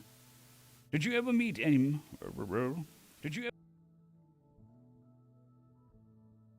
Did you ever meet him or any of the other Lost Boys during your service? No, but my unit was in the same operation as Gunner Juan. He took out an enemy tank just as it was firing at us from his artillery battery 30 miles out. I don't know if I can handle that kind of stress. It's amazing what you can get used to. Anyway, apparently Gregory learned a Xenos language and told them his story, and then decided to hunt down the criminal scum who called...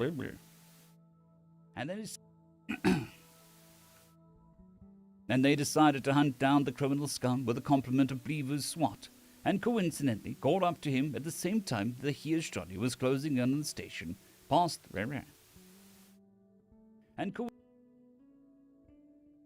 and coincidentally caught up to him at the same time as the Here's Johnny. And coincidentally caught up to him at the same time as the Here's Johnny was closing in on the station, past the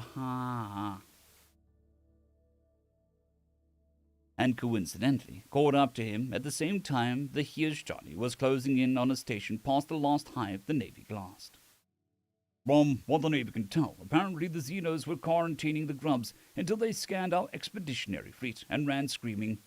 Well, we're fixing their mistakes, indeed. That brings us to today, when apparently the Wendy has gone MIA. Now, I never served, but I do have brothers, and if one of them was missing for 3 years, you wouldn't let the reg stop you from going to hug him? Exactly. Yeah, and I expect there's something to that assessment. I wouldn't be surprised if we did a record search to find the very... I wouldn't be...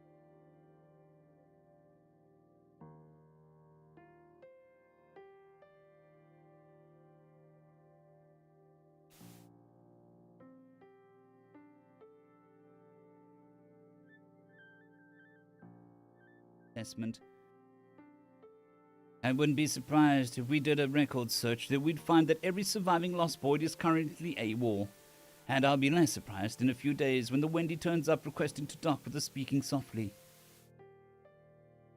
Meanwhile, aboard an unassuming personal yacht, Amelia Doucette waited patiently for permission to dock in the supercarrier, dominating the binary star system, devoid of anything else even mildly interesting. Important things were going to happen very shortly, and worse interesting things as well. She just knew it in her gut. She got her clearance and her directions and began piloting her yacht into the opening hangar bay. She hadn't been worried about being rejected. They knew that she was coming, and she had a perfect right to attend the first diplomatic meeting between her government and the allegedly friendly Xenos. Then her compad pinged, and she saw that she had a reply from Greg George. Yes, was all it said, and she consoled herself that she was likely to get better quote. And she consoled herself that she could likely get a better quote from him than the last one. Then her compad pinged, and she saw that she had a reply from Gregory George. Yes, was all it said, and she considered herself that she was likely to get a better quote from him than the last one. It wasn't when she was inexperienced at reporting. It wasn't when she was inexperienced at reporting, and just after his home had burned, after all. Meanwhile, aboard the same supercarrier, the speaking softly, the Admiral wiped away the first contact materials and pursed her lips in thought. Warrant Officer Sally's AA report was probably going to be a dirt pounder. Warrant Officer Sally's AA report was probably going to get the dirt pounder another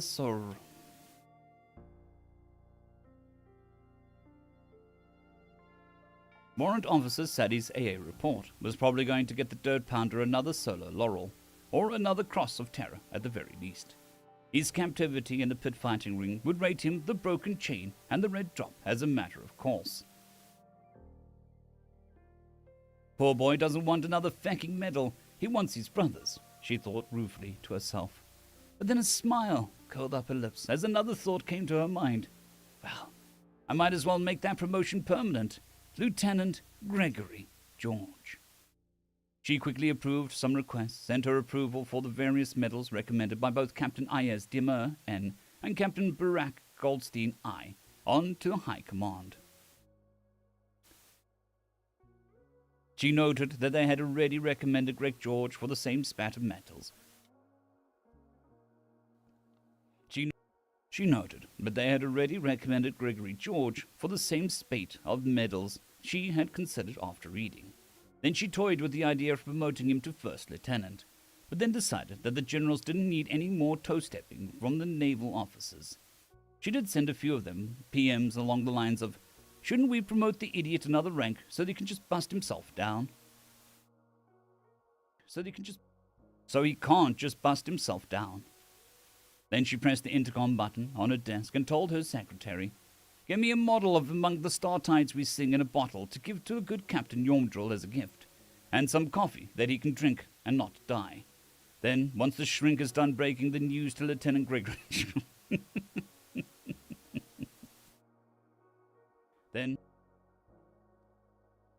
Then, once the shrink is done breaking the news to Lieutenant George, please inform him that I'd like to speak with him as soon as his duties permit. Aye, ma'am, he replied. Meanwhile, aboard the Wee Sing, currently docked in the speaking softly, Captain Yormdrill flexed the muscle that wasn't there and tried to ignore the pain from an arm that also wasn't there, and concentrated on using the soldering iron that popped out of the middle finger of his newly cybernetic lower right arm. Well, newly relative to how long the biological one had been there. He's had a week and a half to get used to it, which has had all sorts of benefits in his workshop. But since he's been docked, the ship's systems have been in need of precious little maintenance. He would have accompanied his adopted son to visit the therapist for morale support. He would have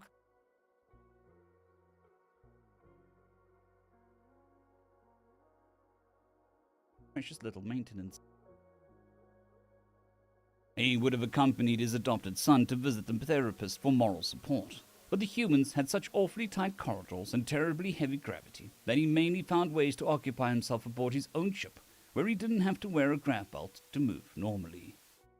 He'd learned a lot about Greg's people that hadn't come through in the stories very well. For instance, they were incredibly friendly, and Greg is considered unusually introverted. Captain Yorntrell wasn't sure if that was a good thing or not, but the visitors have all been entertaining and accommodating, or perhaps they were hosts. He was docked in their ship, after all. "Hart," came his wife's voice from behind. "What's on your mind?" "I'm sorry that after these short months our son will be required to embark. Our time with him, though rich, has been too short in my mind." I can see the conflict in his face as well. We're the star for him, yet the Navy is another. I pray that he can chart his course by both stars, and not be made to choose between them. Selfishly, though, I hope he will choose I hope he'll choose us over the Navy if it comes to it. Trevdy looked at her husband as he hunched over a robot he was modifying to help the children practice for dart walls, and a look of deep worry came across her face. "Hart, I do not believe it selfish to desire such a thing. I also hope that we are a better and more wholesome place than amongst the service which demands he risk his life." "It is well," he replied, as some tension left his spine. "It shall be well. If he embarks, it does not mean that he is lost to us, merely far.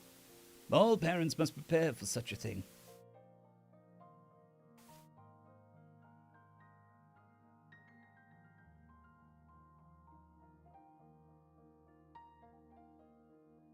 Yet we believed that we had years and years and years to sing together. "It is well, my husband. It shall be well, my wife." Meanwhile, in the living quarters, a teenage girl tried to avoid thinking about the same possibilities her parents so frankly discussed by focusing on modeling new models of sneaky plushies. New outfits, plus a much wider variety of skin and hair colors that she could have ever imagined. The original face was probably going to be the most popular because of how many viral memes it had produced. Because of how many viral memes it had produced. But the other varieties of humans were adorable, even if so few of them could properly braid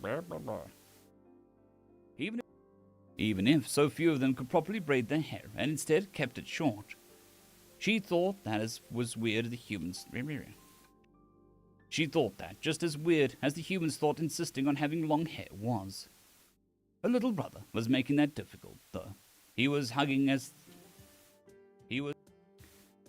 Sneaky tightly with all four arms and whining, "Tran, when's Sneaky coming home?" "I don't know, Yoif." "It's been forever." "It's been a few hours." "I'm bored. I want to ride on his shoulders." "Sneaky has to talk to his doctor." "When is he going to be done talking?" "I don't know." "What if the doctor takes him away?" "Shut up. Shut up. Shut up," she snapped back at him, and when she saw tears welling up in his eyes, she made her voice softer. I'm sorry, Yoifa. I didn't mean it. I don't know. I don't want to think about it." Meanwhile, in an office barely worth the word, General Chest pulled himself together. He dried his cheeks, took a mint, put on a freshly pressed uniform, and tried to pretend his eyes weren't bloodshot. Really, he should have gone to his quarters to do that, but he couldn't be bothered to subject himself to the pitying or scornful eyes of those who never had to make a terrible choice as fate had foisted upon him any more than necessary. Dr. Johann had insisted, though, that he speak with his boy, the one he had failed the worst, and after reading the journals, he decided that he was being cowardly to refuse. He took a deep breath and prepared to ignore the painful gazes of his fellow servicemen. Meanwhile, in an office on loan from a petty officer, Dr. Johann stacked the original first contact materials on his loaned desk and composed his face to look serious. Then he called.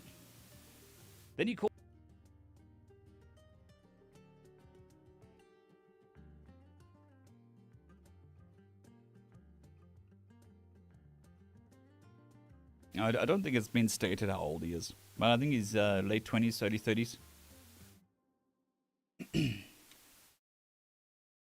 Because their career started when he was 14.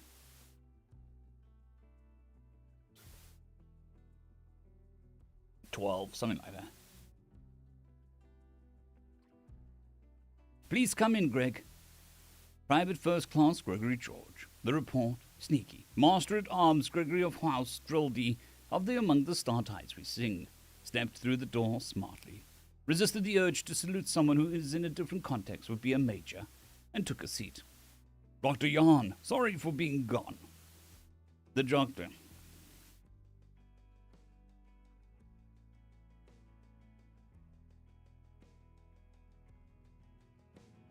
Dr. Johan refused to allow a smile to crack his contented. Dr. Johan refused to allow a smile to crack his countenance as he said, "Shut up, internal therapist voice." Greg suddenly turned a shade of pink and mumbled, "Correct advice can be inconvenient." Still stone-faced, Dr. Johan said, "Uh-huh. And Blue General Grievous's? Seriously?" "I like Star Wars, all right. They're even dubbed in Kent." Valiantly, Dr. Johan kept mirth from his face and asked. Valiantly, Dr. Johan kept mirth from his face and voice. Valiantly, Dr. Johan kept mirth from his face and voice as he asked, "And the, breast nicknames? Just look at them." Even the strongest wills can break, and Dr. Johan couldn't keep from smirking as he put Lieutenant Epulats onto the desk and slid them towards the suddenly aghast Lieutenant Gregory George. "Approved this morning. Welcome to O-Scale. Bastards, of all of you. Bastards, all of you. Rat-fink-fecking bastards. Calm down, son. From what you wrote, you're fine with changing your MOS now. No, I'm considering retiring from service, so it would be career change. I'm considering retiring from service. It would be a career change. To stay with your adopted family? Well, yes." The man mumbled a little abashedly. Then he lit up. "Mo, I can't join the O-Scale. There isn't a commission available." "About that, the ambassador has been exchanging emails with the counterparts with the Believer Seas, and they want to make the We Sing into a diplomatic vessel and have a tour human space. We'd give you a platoon of shiprats for security, and the nerds are already fighting over who gets to design the overall." I could live with that. I could live with that. Good. Because they're threatening to promote you to first lieutenant. Greg blanched at that and wheezed, "Please." Then there's the thing about the branding.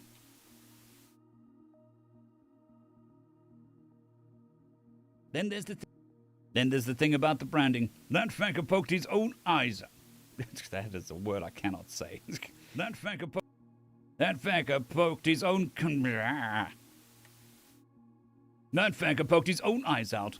I watched your helmet cam video. Oh, we're talking about a slaver here? Well, yeah.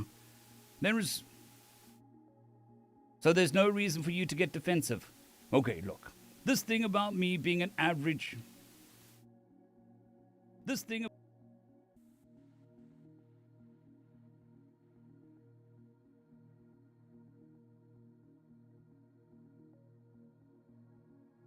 Good morning, Gabriel. We're busy doing Accidentally Adopted. In fact, we're doing the end of Accidentally Adopted. Okay, look.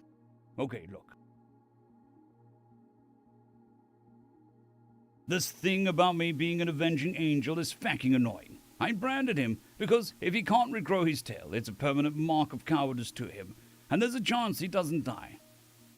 And there's a chance that he does... And there's a chance he doesn't die. Your captain graciously allowed us to access to the ship's database, and it looks like the crimes he's guilty of rate death to them, too. The future is never certain. There. When's the trial and who's doing it? Next week. And we're doing it jointly. Do I need to give testimony? No. We have plenty of evidence without that. Thanks. The administrative review cleared you of negligence since there was a known child in danger, and you alone had the knowledge on how to properly rescue her. I thought that was the case, but you knew that already. Your therapeutic journal wouldn't be a matter of official record if you had kept a log.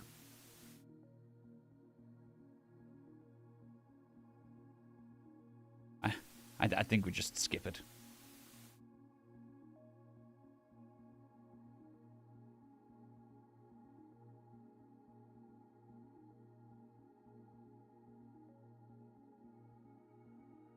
No, shut up. I was more concerned with not going fecking bonkers than preserving a first contact record. Dr. Johann let out a good-natured chuckle, and Greg's false scowl faltered as the older man said, "Son, I don't blame you, but the regs say it counts as the official log from our side. The kids' diaries were a nice addition. Lucy probably didn't think us men would have written down the important things, and Linus just wanted to be included." "And you finally told your story to someone?" Again, Greg flushed slightly and mumbled, "Everyone already knows about Ignitia and the Lost Boys. I'd be repeating what you already heard." "Did you read those books I sent over?" "Well, yes, and Amelia tells it mostly like it happened.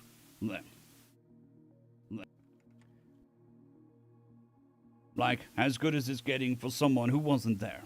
I feel kind of bad for yelling at her now. The book full of anecdotes of those little brothers I was on Overwatch for was weird. They got all hero worshipy. The one by Juan Carlos de Antigua III was completely shit. Feck that guy. The one by the Roman dude was pretty funny, though. Those guys are still fecking nuts." "Does it bother you that these are the narratives that people believe?" "A little. And to tell your story yourself, I could do it again. I'm going to talk to Amelia later." "Good. Good. She's good people, you know." "Served with her in the medical corps. All in all, I think I'm doing pretty okay, Doc." Dr. Johann tapped the sanity journal and nodded, and then said, "One more bit of news. The Wendy is on the way." "One more bit of news. The Wendy is on her way here." "But the regs, Don't you think any of them gives a feck about the regs after Admin just been jerking you around? Do you think that any of them gives a feck about the regs after Admin has been jerking you all around and you disappear and then reappear at a Xeno station?" No. "The Lost Boys don't need to hijack the Wendy. Not even now." "No, sir." "Speaking of family reunions, General Chest agreed to meet with you." "He's aboard?" He's out. He ought to be outside. If there's nothing else. If there's nothing else that you want to talk about, you're free to." Greg had already leapt to his feet and flung open the door to reveal the aging general wearing a duty uniform with black patches, where the epaulets and ribbons blocks should be standing at attention. Where the epaulets and ribbon blocks should be standing at attention. Greg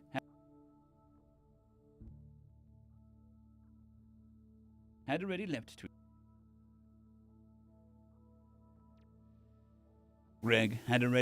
to his feet and had flung open the door to reveal the aging general wearing a duty uniform with black patches where the epaulets and ribbon block should be, standing at attention with a look of firm determination on his face. He wasted no time in launching himself into a fierce embrace of his father figure. "I'm so sorry, sir. I'm sorry. We should have listened. You were too young. I'm sorry, sir. We were too young.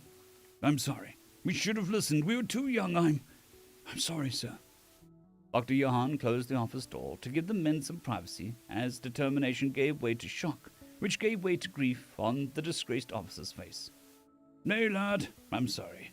I should have taught you better. I should have been better. Sir, we put you between duties that pulled you apart, and you paid the price for our impatience. I'm sorry. Please, sir. Please, I've needed to, you to know for so long. I'm sorry." General Chest pushed out the embrace and wiped the tears away from the face of the boy he failed to protect well enough, and swallowed the apology to say instead, "Let it pass, lad. Let it pass. I forgive that. I forgave that the moment Pete did it. I understood, so I couldn't hold it against you. And look how much each of you did. I'm so proud of all of you. So much of you. You most of all, Greggy. You most of all,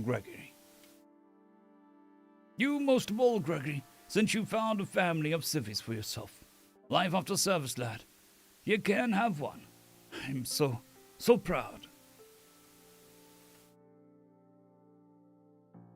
Very shortly afterwards, in the enlisted mess of Wendy, The debate over who is the best Xenos was just starting to get lively again, meaning that bruises and minor contusions were being meted out meaning that bruises and minor contusions were being meted out against the debaters when the captain announced that their ship's intercom. "But there, lads, let's hope we don't get arrested or court-martialed for this." Colonel Pete, the deadpanned Buford, closed out his compad's holodisplay and strode to the bridge. His brothers had a lot of steam to blow off, and they rarely got the chance to act like normal infantrymen, as their legends loom large over them nearly everywhere they go. His first little brother, Greggy, had disappeared from right under the Navy's nose, and he sometimes felt his control over his wrathful impulses slipping. He knew he'd break. He knew he'd break if he didn't get a hug. He knew he'd break if he didn't get to hug him, and his other little brothers felt the same way. But he was his big brother, so it was his job to make it happen and pay the price for doing it. That's something he'd learned from the old general. He said a quick prayer for the old man, and forgiveness for what he had done to him as his youth and ignorance. And forgiveness for what he had done to him in his youth and ignorance, and joined the captain as she hailed the speaking softly. She answered, and the Fleet Admiral Angela, the Hammer Churchill herself, glared at him. "What the feck are you doing here, dirt pounder?" "Attending my ship's captain, as he requested docking permission, ma'am. And what if I tell you to feck? And what if I tell you to feck sand until your dicks fall off? Then we board, ma'am. We're not letting you keep our youngest brother from us, not after what he's been through. You'll lose, aye, ma'am, but so will you. You're a fecking prick, Pete. You know that? Aye, ma'am. Granted. Follow instructions. All personnel are confined to the Windy unless otherwise instructed. You, Colonel, are to report to my ready room, fecking immediately. Aye, ma'am." The hail was cut, and the captain let out a howled breath and said, "Feck! I thought we were dead when you threatened to board the fecking speaking softly."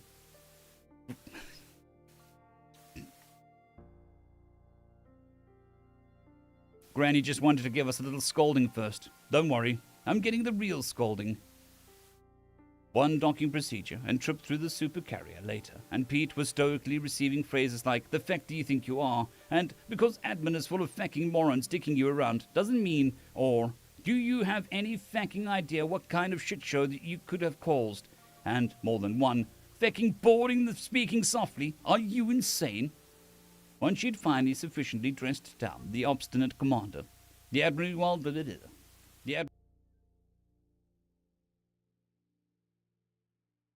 wound down enough to ask, "Just what the feck did you want to accomplish?"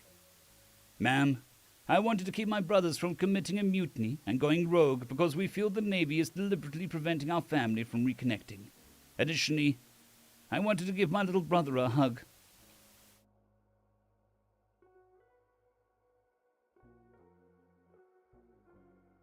"So you fecking hijacked a destroyer?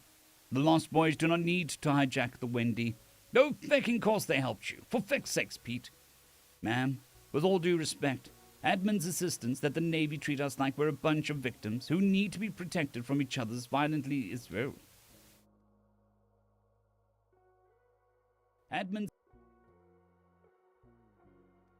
insistence that the Navy treat us like we're a bunch of victims who need to be protected from each other's volatility is fecking stupid.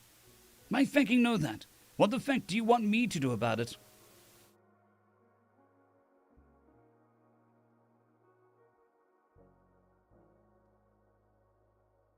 You're the fecking hammer. Some fecking thing. Please, help us. The battle-hardened woman flinched, not at the shouting, but at the crack in Pete's voice when he asked for help. Okay, no promises, but maybe I can get someone to listen. Her combat chimed, and she glanced down and exclaimed, "Oh, Gregory's getting another solo. Gregory's getting another solo laurel. You guys can finally be present at the presentation." "Thank you, ma'am." On high, Admiral Zalkron.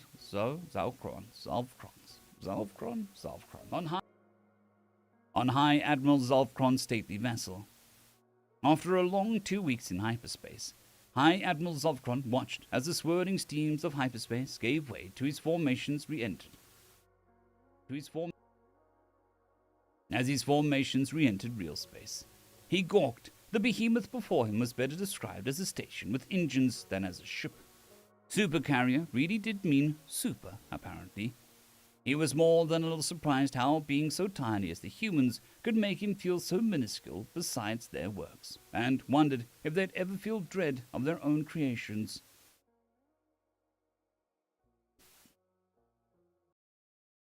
Hail them, he instructed in an even voice while the diplomats behind him tried not to quail. Moments later, the smiling face of a grey-haired female filled the view screen. Hi, Admiral Zevkron. I'm glad to see that you've made it safely. We already have a docking bay prepared for you and your escort vessels, so if you could follow the provided instructions, we'll be able to meet you in person shortly. I would be glad to do so, Fleet Admiral Churchill.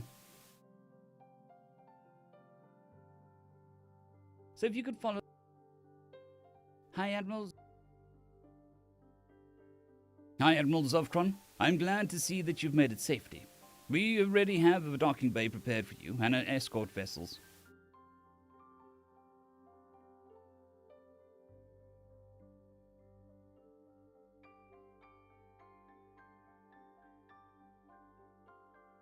Hi, Admiral Zevkron. I'm glad to see that you've made it safely. We already have a docking bay prepared for you and your escort vessels. So if you could follow the provided instructions, we'll be able to meet in person shortly. I'd be glad to do so, Fleet Admiral Churchill. Please accept my gratitude for the hospitality of your, enormous vessel, she offered with a wan smile. Status change, one of the bridge crew on the massive ship shouted. Many hyperdrive signatures incoming. CIP pings. Robonoma pings. My lord, the communications officer said. We're being hailed.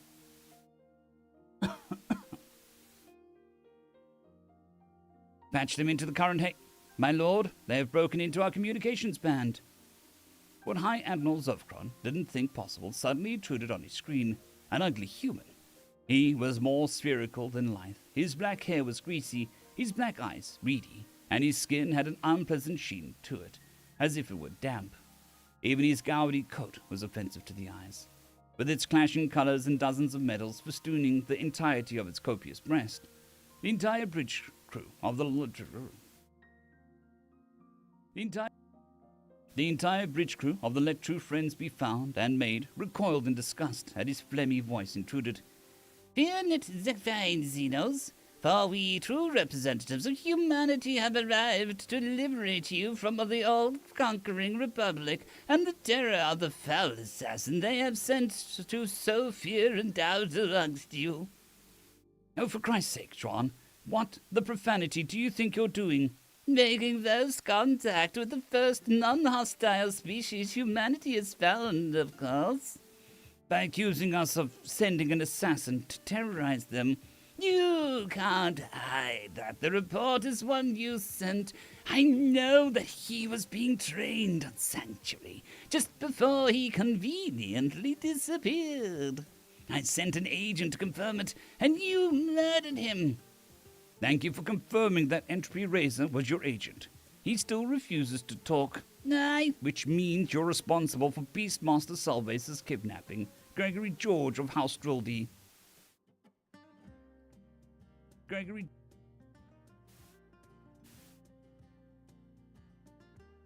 He still refuses.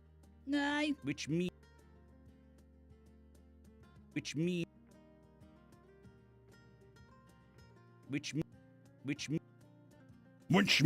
you're responsible for Beastmaster Salvace kidnapping Gregory George of the House Drildy, High Admiral Zovkron stated coldly. Directly after that, dozens of messages flooded in that the various other ships are not affiliated with the speaker, and yet another human broke into the communications band.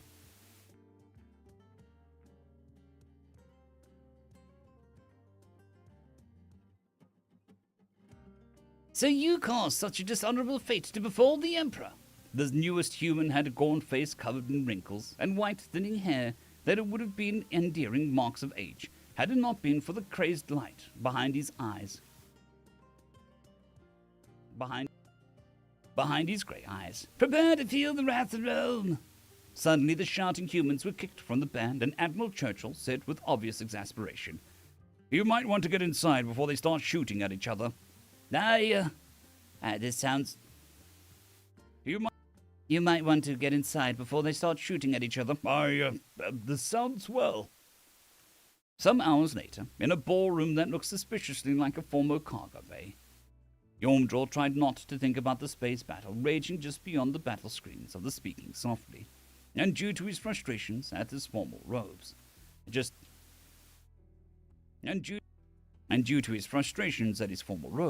was having some success at that. Helpfully, there was a palpable smugness rolling off of his much smaller adopted son, despite the complete blankness on his face and rigidity of posture. Once again, Greg was able to escape formal robes due to the requirement that such a function be attended in dress blues. Real ones, not the close enough ones that he had asked to be made while stranded far from his people. Not the fake ones.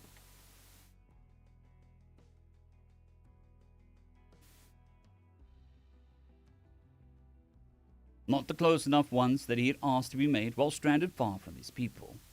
There was a suggestion of twinkling when he moved, suggesting stars in the fabric, and the golden brass buttons had the device of his service embossed in them. Additionally, his left breast was laden with mind-boggling array of little ribbons and medals, far more than anyone else present. Captain Yomdrol was pleased that he had included a Nova amongst his... Captain Yomdrol was pleased that he included the Nova amongst his honors, and in pride of place behind what Greg had explained was the highest possible honor for valor awarded by the Republic, the Solar L'Oreal, which he had 3. He had suspected that Greg had downplayed how valorous he had considered...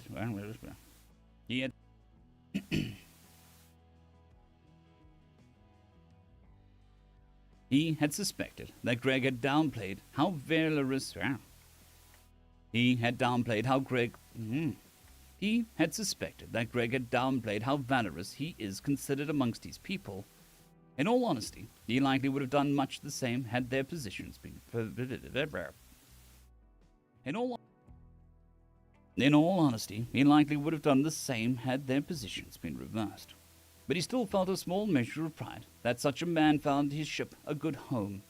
Yet he was standing beside his adopted son in a place of honor, with his entire family and crew preparing to receive something which Greg had told him is considered one of the deepest signs of respect possible. The audience stood at ease in parade rest as the master of ceremonies signaled the beginning of the first ceremony. The Lost Boys marched in. They were resplendent in their dress blues, and the crew of the Among the Star Tides We Sing noted that these men had the honors and accolades to match the ones borne by their Sneaky. Yet not even their medals made a sound as they moved in perfect silent synchronized precision. It was a strangely beautiful, mechanically fluid dance of marching, turning, and spins, all without a sound except for the obviously deliberate slaps of wooden rifle stocks against gloved palms. Watching it, the crew somehow could feel rage, grief, determination, and finally gratitude and respect pouring out of every motion. Then 2 men handed their way... There's a cat behind my computer. Didn't even know it was there.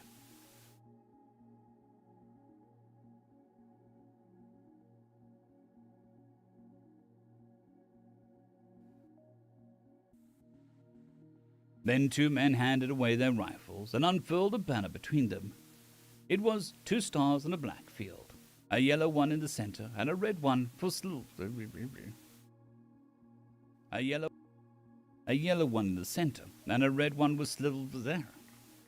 A yellow one in the center and a red one with slivers of green and blue at one edge on the windward. A yellow one in the center and a red one with slivers of green and blue at one edge to the windward side. There were raindrops falling at Captain Yomdrol's feet as one by one the Lost Boys shouldered their rifles, marched up to him, snapped off a salute, waited for him to return it, and returned to the formation until only their leader and the banner holders remained. The leader handed his rifle off and put his hands out as if to receive something.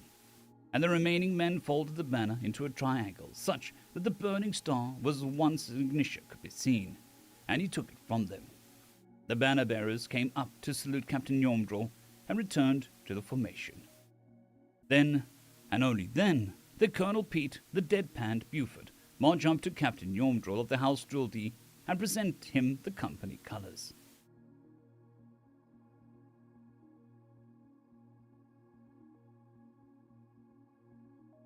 The captain valiantly struggled to return the man's salute as he clutched the cloth to his chest. All in perfect silence. Even the children were under the spell, and even the youngest of them displayed the purposely serious expression only children are capable of. There were further honours and accolades to distribute to various persons, but the crew of the Wee Sing, nothing could compare to that banner. End of chapter.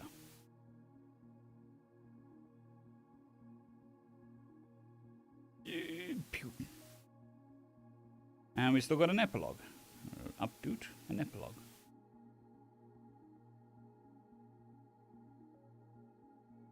Which is pretty short.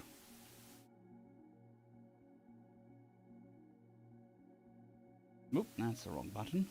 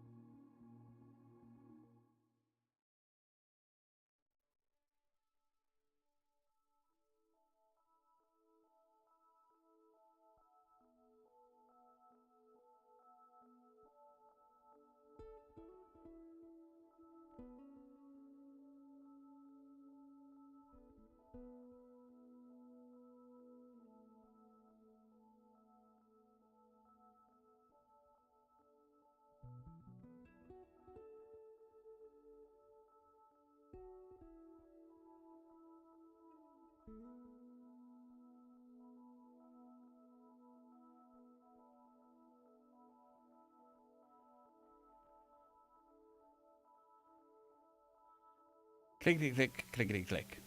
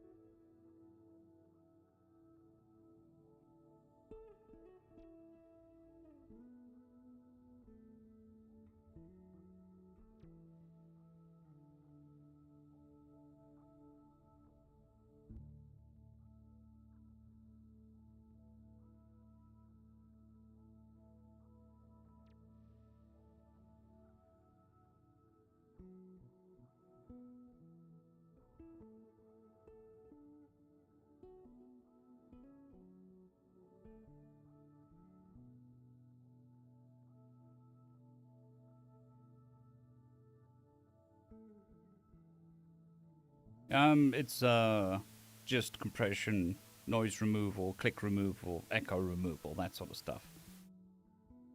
And then compression normalizes the volume, and then equalization just to get it into a appropriate band after all the processing.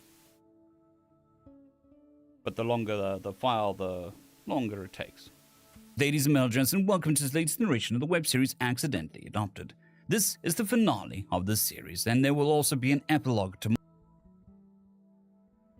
So, it does all of that.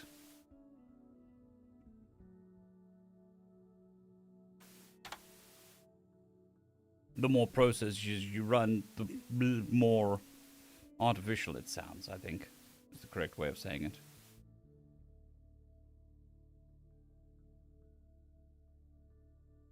But really is not much that I'm doing to it. Oh, and the debreather. So the that sort of sound, it automatically removes that as well. As much as it can.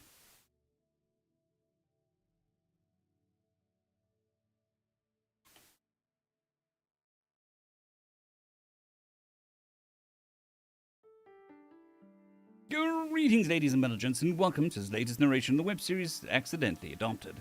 This is the final... Greetings, ladies and gentlemen, and welcome to this latest edition of Accidentally Adopted.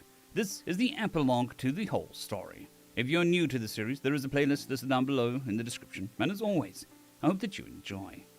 Accidentally Adopted Epilogue. Yep. That's why I don't do much to it, so that it still sounds like me.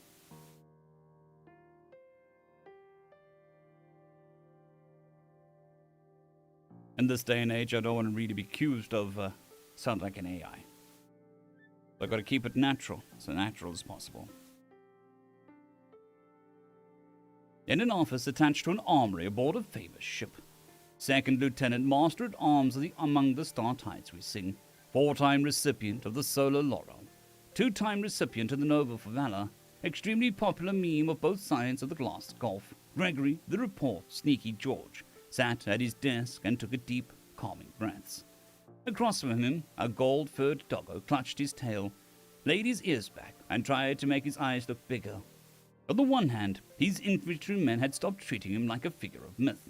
But on the other hand, they had started feeling comfortable pulling this garbage.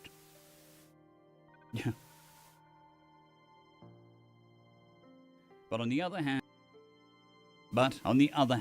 they started feeling comfortable pulling this garbage. If you keep trying to pull that puppy eye shit, I'll have you on KP for duty for station.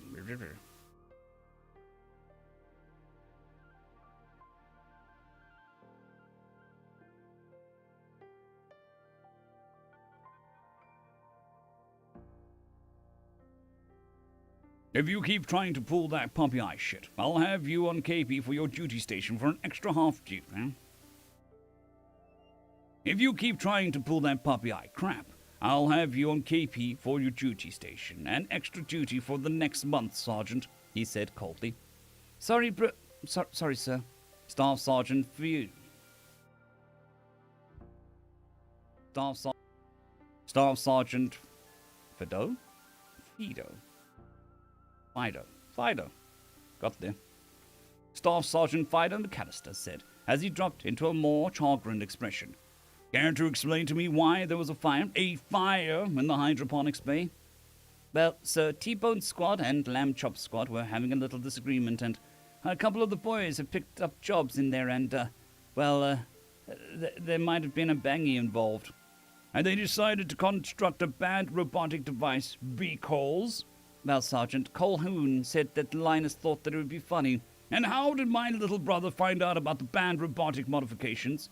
Well, sir, I think Sally told him.